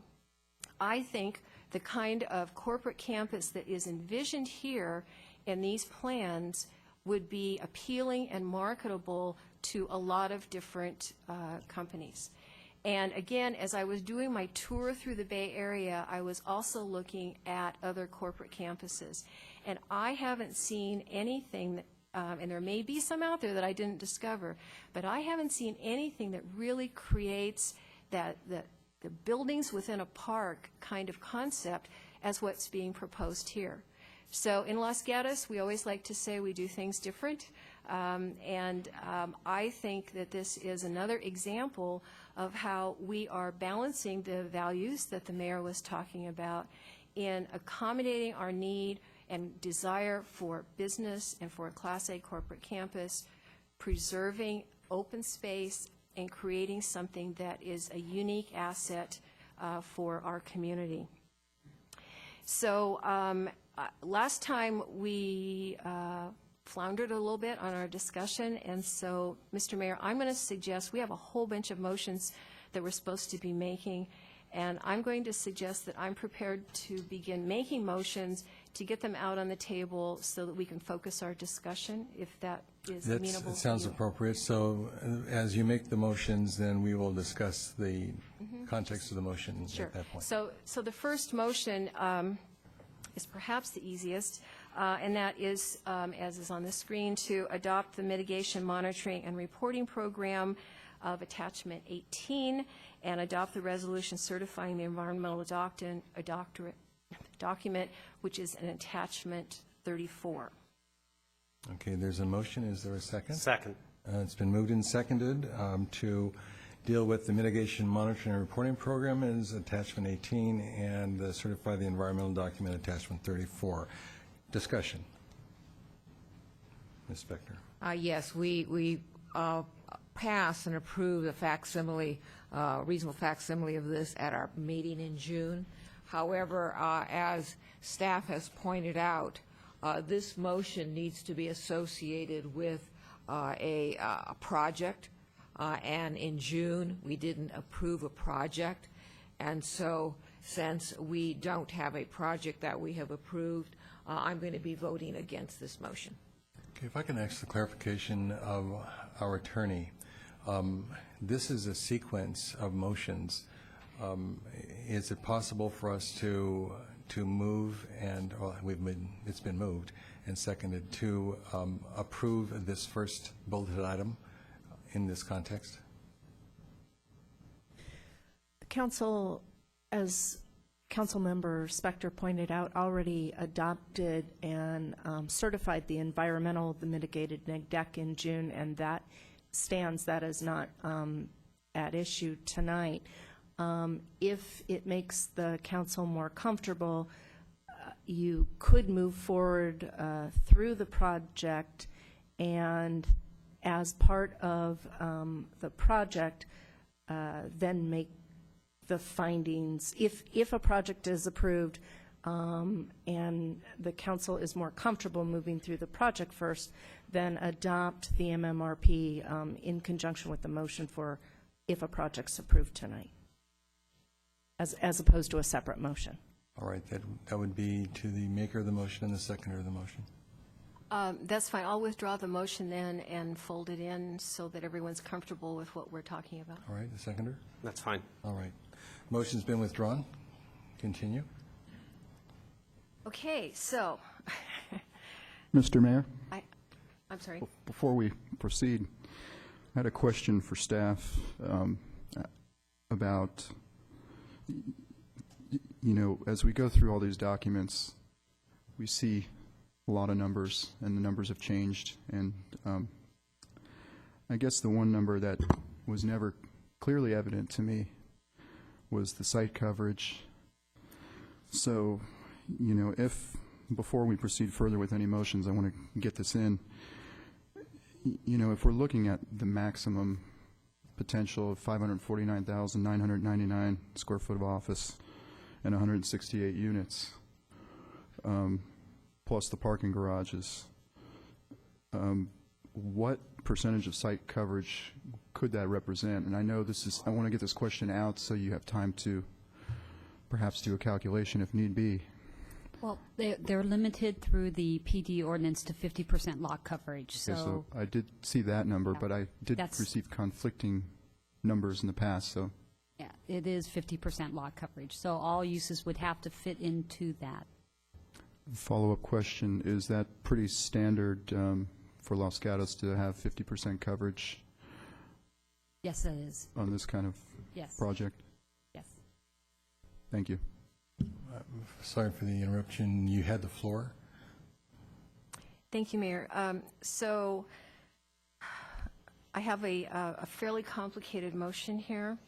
Because the PD and the development agreement are so intertwined, I thought it would be best to try to fold these all in so we can discuss the issues all at once. So here goes. So I will move to make the findings in attachment 40 and approve the staff recommendations regarding the plan development, which is in attachment 29, and the development agreement, which is in attachment 14, including the following desk items. So from attachment 41, which are the staff-generated suggestions, we would eliminate on page 1, there is a, they're not numbered, so it's referring to page 6 on conditional uses and add a new CUP, so not include that one. Can I ask a clarification? Yeah. So this is attachment 41 that we received as a desk item this evening? Correct. And this is page 1 of attachment 41, and you're referencing the bullet, That 4 says page bullets 6, down. section conditional uses. Okay, it's the 4th bullet down. 1, 2, 3, 4th bullet, Yeah. yes. I'm sorry, 1, 2, 3, 4, 5, 5th bullet. Oh, okay, because there are 2 that have that same. I'm sorry. Okay, The 5th bullet, all right. so not including that one. It would, the motion only includes the PD as referred to in the version in attachment 29, not in attachment 30 or 31, or they gave us several options. And also on page 3, again, this is of tonight's desk item on the staff recommendations.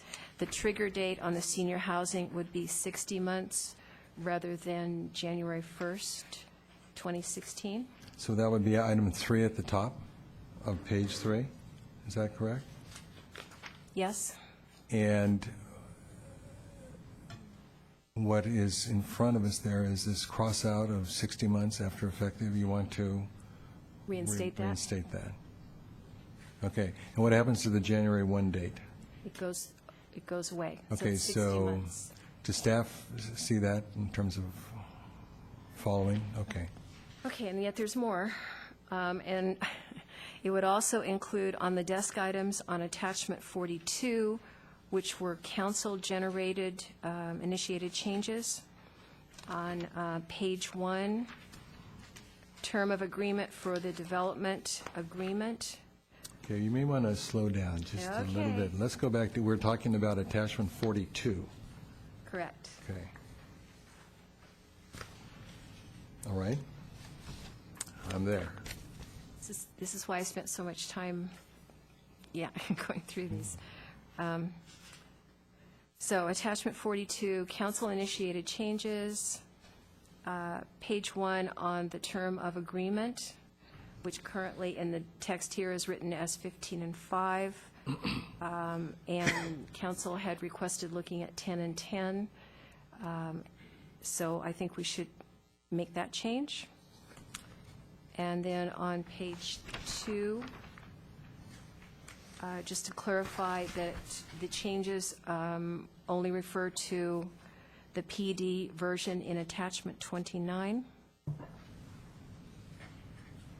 And then on page 3, this is referring to item 26 on aesthetics mitigation measures. And this is the one that in the previous draft said one or both, or and or. And I think it should be both and an and.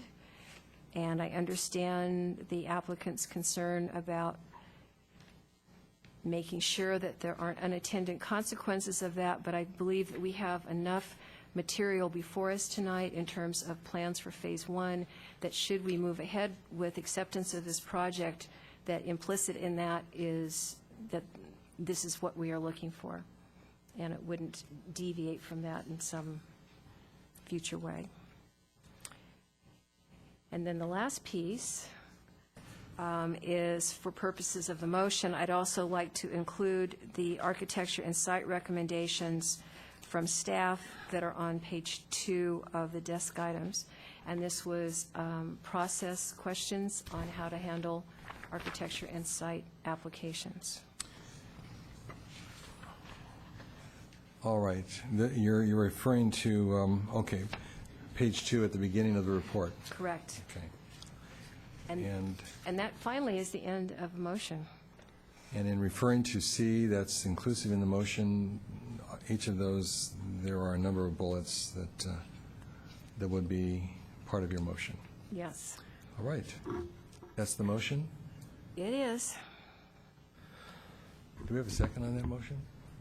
I'll go ahead and second for purposes of discussion, and I'll have some. All right. Council, discussion of the motion. Go ahead. Councilmember McNutt articulated some excellent points, and a lot of them I had written down as well. I have struggled with this application mightily, and I'm not one who usually goes through point by point by point, but I think it's important at this juncture to do so on a number of things that weighed in on my decision to second the motion and ultimately support this project as currently moved. We always have, as the mayor alluded to, competing values. And in this particular application, one of the biggest competing values is the one of the height of this proposed 2 buildings versus the amount of open space. And one thing that I heard from members of the public about what we do and don't do in Los Gatos versus other jurisdictions, this isn't San Jose, it's not Sunnyvale, it's not Cupertino.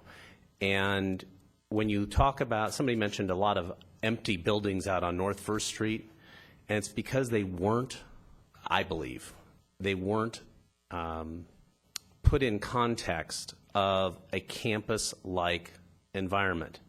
The amount of open space that is proposed on these, just on this first phase, is quite frankly bigger than I've seen of anything out there at the moment. I used to work on North First Street, and it's building and concrete and asphalt, and that's all you see.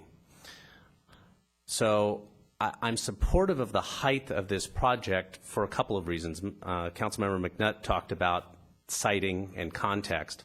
I absolutely believe this, even at 5 stories, will be less visible to people passing by on Winchester or driving down Lark or even 17 than the current Aventino building because of where it's sited on the property.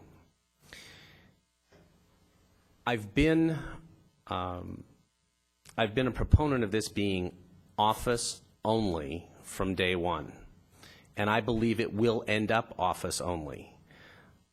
Our general plan does talk about the need for senior housing. We do need it. If it ends up here, I would be surprised, only because I do believe this is a unique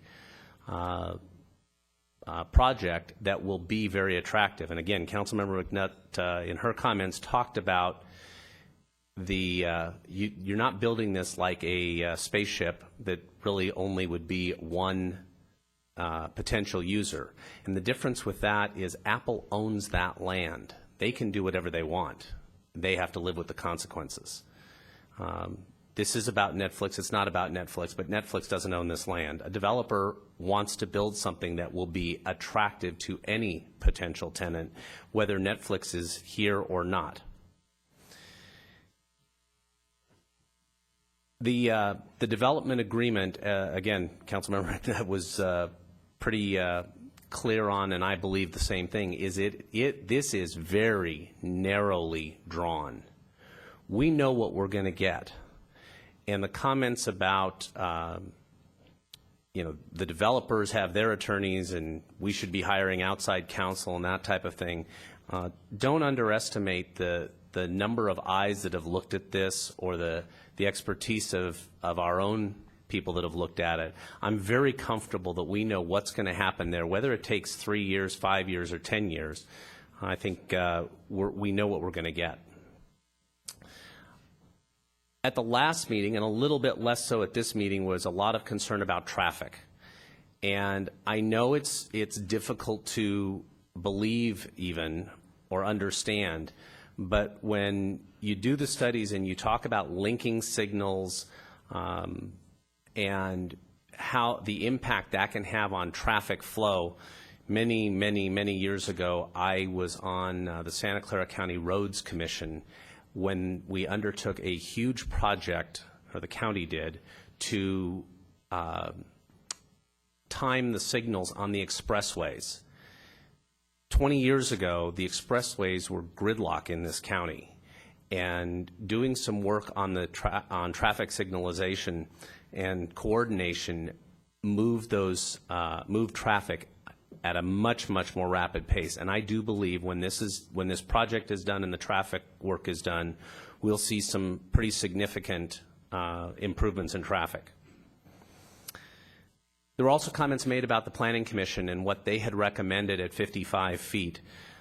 I don't want to in any way downplay the work that the Planning Commission did. I think they did excellent work. They also are constrained by the policies as written. The council has the ability to ultimately pass a plan development that exceeds the 55-foot limit. The Planning Commission didn't have that option. What they did was what they were supposed to do, and I thank them for their work. Two last points. There are many, many projects under development in this town right now. It's an exciting time. It's a nervous time. It's a lot of fear of the unknown. We had 9 applicants tonight for 1 spot on the Planning Commission that we interviewed. There's a lot of interest, and I'll speak for myself, but I would think I speak for the entire council to tell you we are looking at everything with very diligent eyes, and there's going to be changes. We're building a library next door because when this library was built, the town had a population of 9,000. Now we have a population of 30,000. Things do change, and we have to plan for the future, and I believe this project does. And finally, I believe this project is very compatible with the general plan. We are a full-service town. We strive to be a full-service town, and a Class A office building or complex is something that is missing in this town.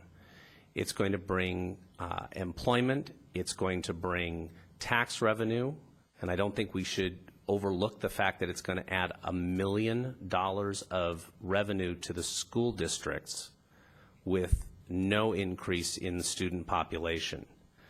It's taken some time to get us here, more than the 45 days since the last hearing, but the results of that have been a much better project, a much more compatible project, and I think a project that will be beneficial to the town today, tomorrow, and into the future. Thank you, Mr. Rice. Other comments? Councilwoman Spector. Thank you, Mr. Mayor. First of all, I want to commend all of you who spoke here this evening. It always amazes me and makes me feel wonderful as to how articulate the people who come to this chamber are. And you reflected the content of the, I received, I think we all did, more emails and communications on this project than I have in my years on the council.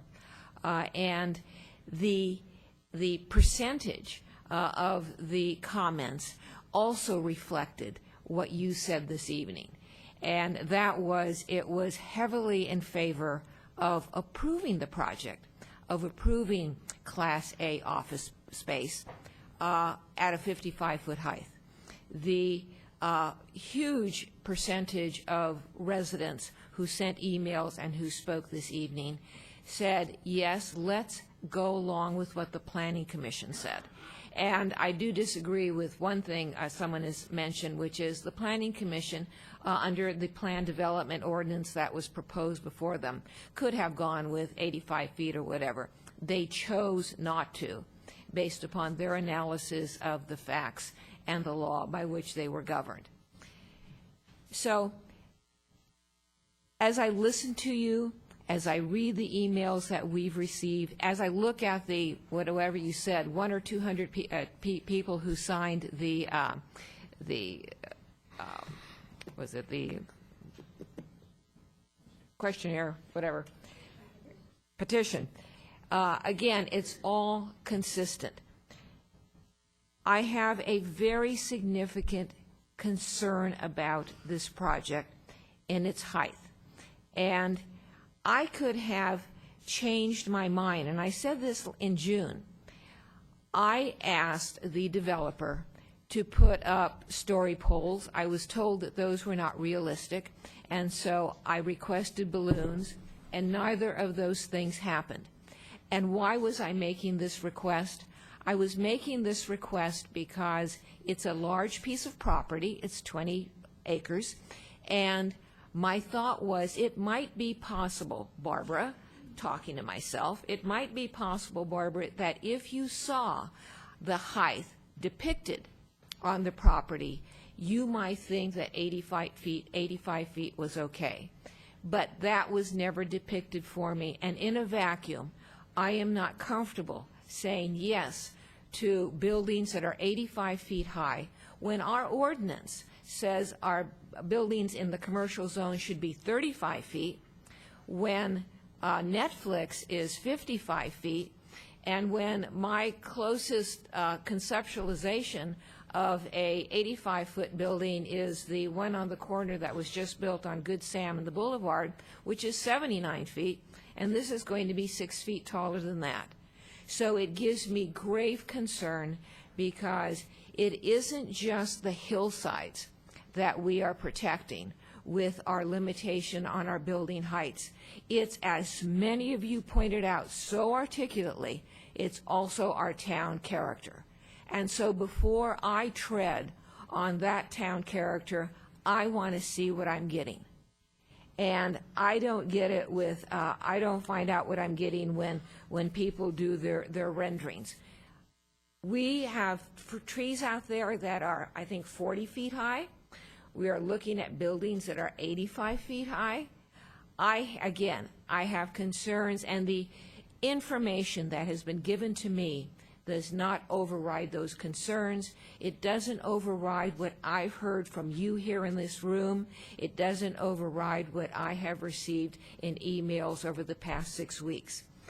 And someone has mentioned, well, it must be okay for housing. Let's go to the senior housing component. It must be okay for housing because Charter Oaks has been right by a commercial development, and Charter Oaks is okay. Charter Oaks and any senior housing is going to be, right up against 85-foot building with hundreds of trees that will have been removed for this project. And so if you haven't guessed it already, for these reasons, I will not be supporting the motion. No, ladies and gentlemen, I'm going to tell you, it should stand on its own merit. We don't have to necessarily applaud for any position, applaud or deny anyone's freedom to say what they want to say. Yes. I also want to thank the public for their numerous correspondence, as well as the developer for his input, and as well as Netflix for providing jobs to this town for so many years so far. I've heard the whole gamut from various people in the community about the height of the structure, and I agree with some of the comments that Councilmember McNutt said. When you have the right setting, height, you might not notice the height so much. I always think of the Empire State Building in New York City. The real question is this the right setting? Some people have approached me and they've said, well, Steve, San Jose they wouldn't even think about it. They just do it, And then some people would say, well, it's, on the edge of Los Gatos, it's practically Campbell. And gave that a lot of thought, and there is, and then there's the folks that say, well, it's far from the downtown and those things. And there is some justification to those remarks in those respects. And then I thought, we got to think of Los Gatos more globally here. Whether it's 1 foot inside the border or 5 miles inside the border. This is a stone's throw away from people who live on a country club. This is not the intersection of Stevens Creek Boulevard and De Anza Boulevard. I'm not opposed to the height of 85 feet, but as I drive through town and I look at projects that are the ones that we all snicker at under our breath, who approved that and at what time and why was that ever approved? As council people, I think we have a responsibility to the people to not have those regrets down the line. And I just don't think we were given that opportunity here. There was a miscommunication between staff and between the developer, it sounded like. Doesn't sound like the developer's opposed to putting up some balloons. Whether the public understands what those balloons mean or not is not really relevant. It's the rule. If Barack Obama wanted to build his house in Los Gatos, he should have to put up story poles, as far as I'm concerned.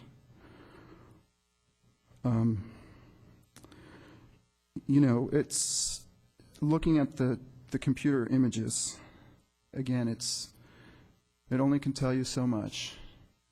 I know a telephone pole is 30 feet high.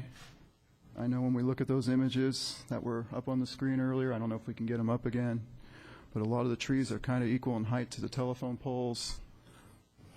I'm just wondering if my fellow council members have really thought about this and if they're going to drive by this and go, someday, what the heck happened? How did that get approved that way? Now, notwithstanding all that, reading through all this documentation, it's pretty clear to me that Netflix, or call it Acme Corporation, whoever is there someday, never really wanted more than 2 office buildings, ranging from size from 200,000 square feet to, currently about 280,000 square feet, regardless of the amount of options and documentation that has been thrown at us through this process. I don't know why we have to go through such a complicated and lengthy and painful approach to this. I don't know why we need to give 20 years to this agreement, other than maybe the developer needs the entitlements so he can get better funding. Doesn't serve the people. It removes council's authority, removes the people's authority to circulate a petition, takes away the voice of this council, future town councils. I've read it 3 times, try to interpret it. I know we've made some changes, and it's been progress since the last meeting. I'm so glad that since the last meeting, we did have the continuance, as Councilmember McNutt alluded to earlier, because I do think we're headed in the right direction. However, I think there was a big push because there was an issue with some sales tax revenue potentially going away, which is now gone. What's our hurry? Someone said earlier. I understand there's merits to the development agreement. It specifically states a lot of legal terms and things that do protect the town of Los Gatos. But whether it's a 5-year term with a 15-year extension, or a 10-year term with a 10-year, or a 15-year with a 5-year, it's 20 years, and it automatically vests. And there's really no repercussions. As far as I can tell, I've read, I don't see any, it automatically will just vest if he's in compliance, and there's no,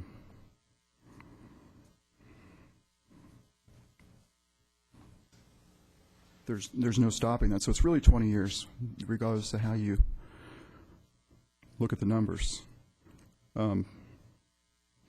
With that said, I try to think of an idea. How do we get, 2 buildings as quick as we can for for Netflix, and how do we work with the public and try to incorporate their feelings towards the height. I just think it's entirely disrespectful towards them.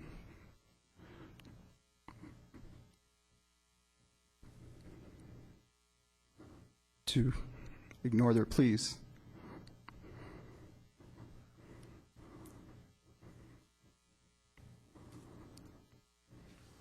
So, to sum it all up, I don't want to go on and on here. I'm encouraged by some of the changes that have been made to the development agreement. I'm encouraged by some of the progress that's been made towards the projects and some actual pictures of what it's going to look like as opposed to a concept.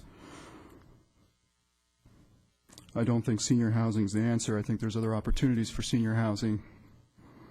I think the senior housing is oddly placed. It doesn't serve them well. The only way in and out's through one entrance in the front. We don't know exactly how it's going to work, but it's probably going to be through a parking lot, around a garage.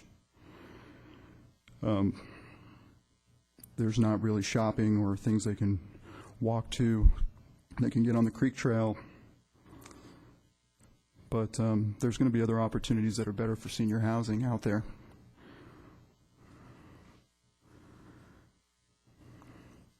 So again, I'm going to stick with my original plan in absence of any indication of height.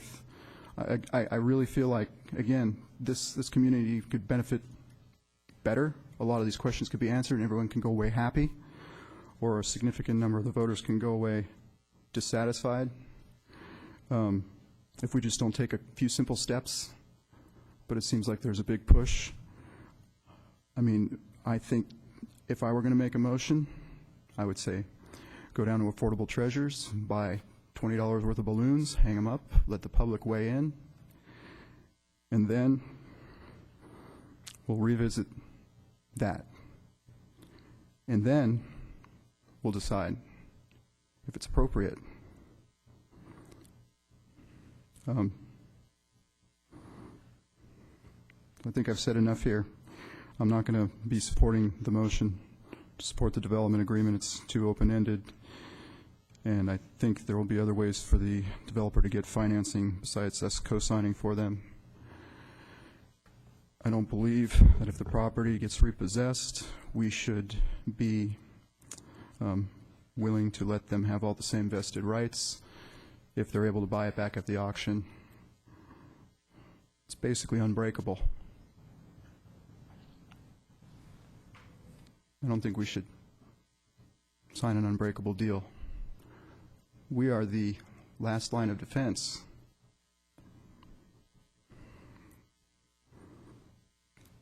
Thank you. All right. I think there's some things that perhaps should be clarified, but I'm going to just assume that the documents and the analysis will stand on its own. A couple of comments I want to make. I definitely, having been on council for 12 plus years now, have a commitment. I do not want to drive around town when I'm off council at a certain point in the future and see any building that I can't say I'm proud of that I was a part of. And at this point, I have not been able to, I've not had to break that promise.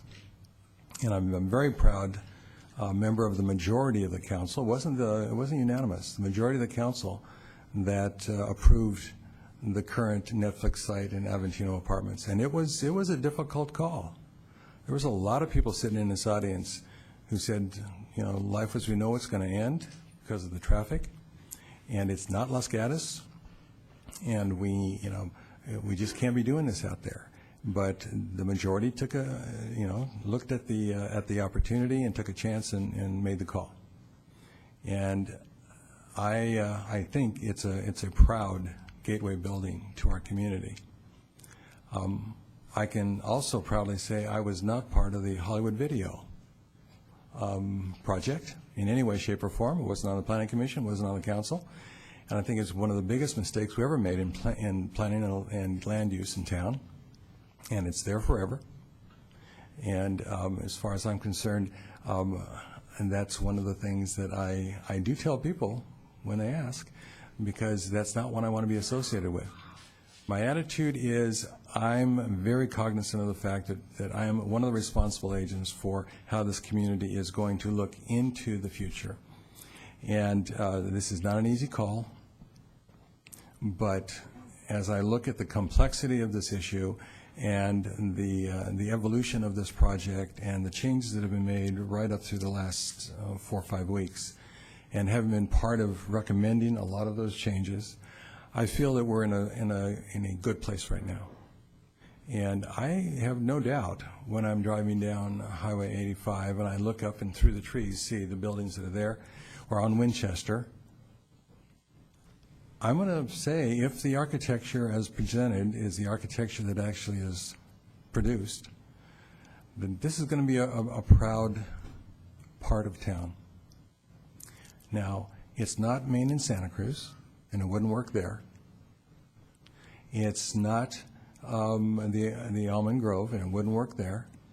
And obviously, it's a particular area of town that has served as a office R&D complex to this point. The difference will be same use, different structure. And obviously this is not going to be a popular decision for some people, but I am comfortable with the direction of this decision at this point in time. And so I'm probably going to be supporting the motion. So is there, the manager wants to indicate for something? All right. Back to the maker of the motion then. Okay. Any further comment? Yes. Mayor, if you were wondering about the mitigation monitoring, I was going to do that as a separate motion after. Okay. That was not what I was concerned about. I wondered if you wanted to say anything else, if there's any further discussion. No, thank you. Okay, any further discussion? All right, then I'm going to call the question. Is there a necessity of our repeating any of the language that was created? I see a shaking of the head. Staff has recorded the changes, plus we have it on video, and so we have the motion. So the question's been called. All in favor? Aye. Opposed? No. Nay. It passes 3-2. Yes. Mayor, so now I will move to adopt the mitigation monitoring and reporting program in attachment 18 and the resolution adopting the mitigated negative declaration, including the errata sheet and mitigation monitoring reporting program, and certifying the environmental document in attachment 34. Okay, is there a second? Second. Okay, any clarifications or discussion? Seeing none, I'll call the question. All in favor? Aye. Aye. Opposed? Nay. Passes 3-2. And then, Mayor, the final motion would be to accept the additional phased community benefit of $900,000 from Netflix and direct staff to negotiate and execute the agreement. Okay, a little bit of visual problem there. I'll second. Okay, it's been moved and seconded. Any further discussion? Seeing none, I'll call the question. All in favor? Aye. Opposed? No. Passes 3-2. I want to make a couple comments here. First of all, I think it's really clear, and this issue has been brought to my attention by a couple of people in the community. What happened tonight does not set precedent for any other site in the community. The 5-story or 4-story complex, as indicated, is specific to this site. And therefore, because of the fact that so much of this was predicated on the issue of open space, if there is another site, for example, the North 40, this cannot be used as a precedent for height of buildings on the North 40. It's a different kind of environment. Highway 85 is a depressed freeway. Highway 17 is an at-grade freeway. The proposal here was definitely to create a campus for Class A office with a park-like setting, and that's the direction that we've seen here. So I want to make sure I state that for the record. Secondly, this is going to the Planning Commission for Architecture and Site, and there are a number of issues that were included in the first motion tonight that would be referred by staff to the Planning Commission. The assumption is that, as stated in both the planned, the planned and the development agreement, that the Planning Commission will refer back after having done its review. We're assuming a Planning Commission meeting, I would think, is there a date that would be appropriate for the Planning Commission? August 24th was referenced in the staff report, and per mayor's direction, we've held time on September 6th for the council. All right, so an August 24 Planning Commission meeting with a recommended referral back to council for the September 6th meeting for final. Okay. All right.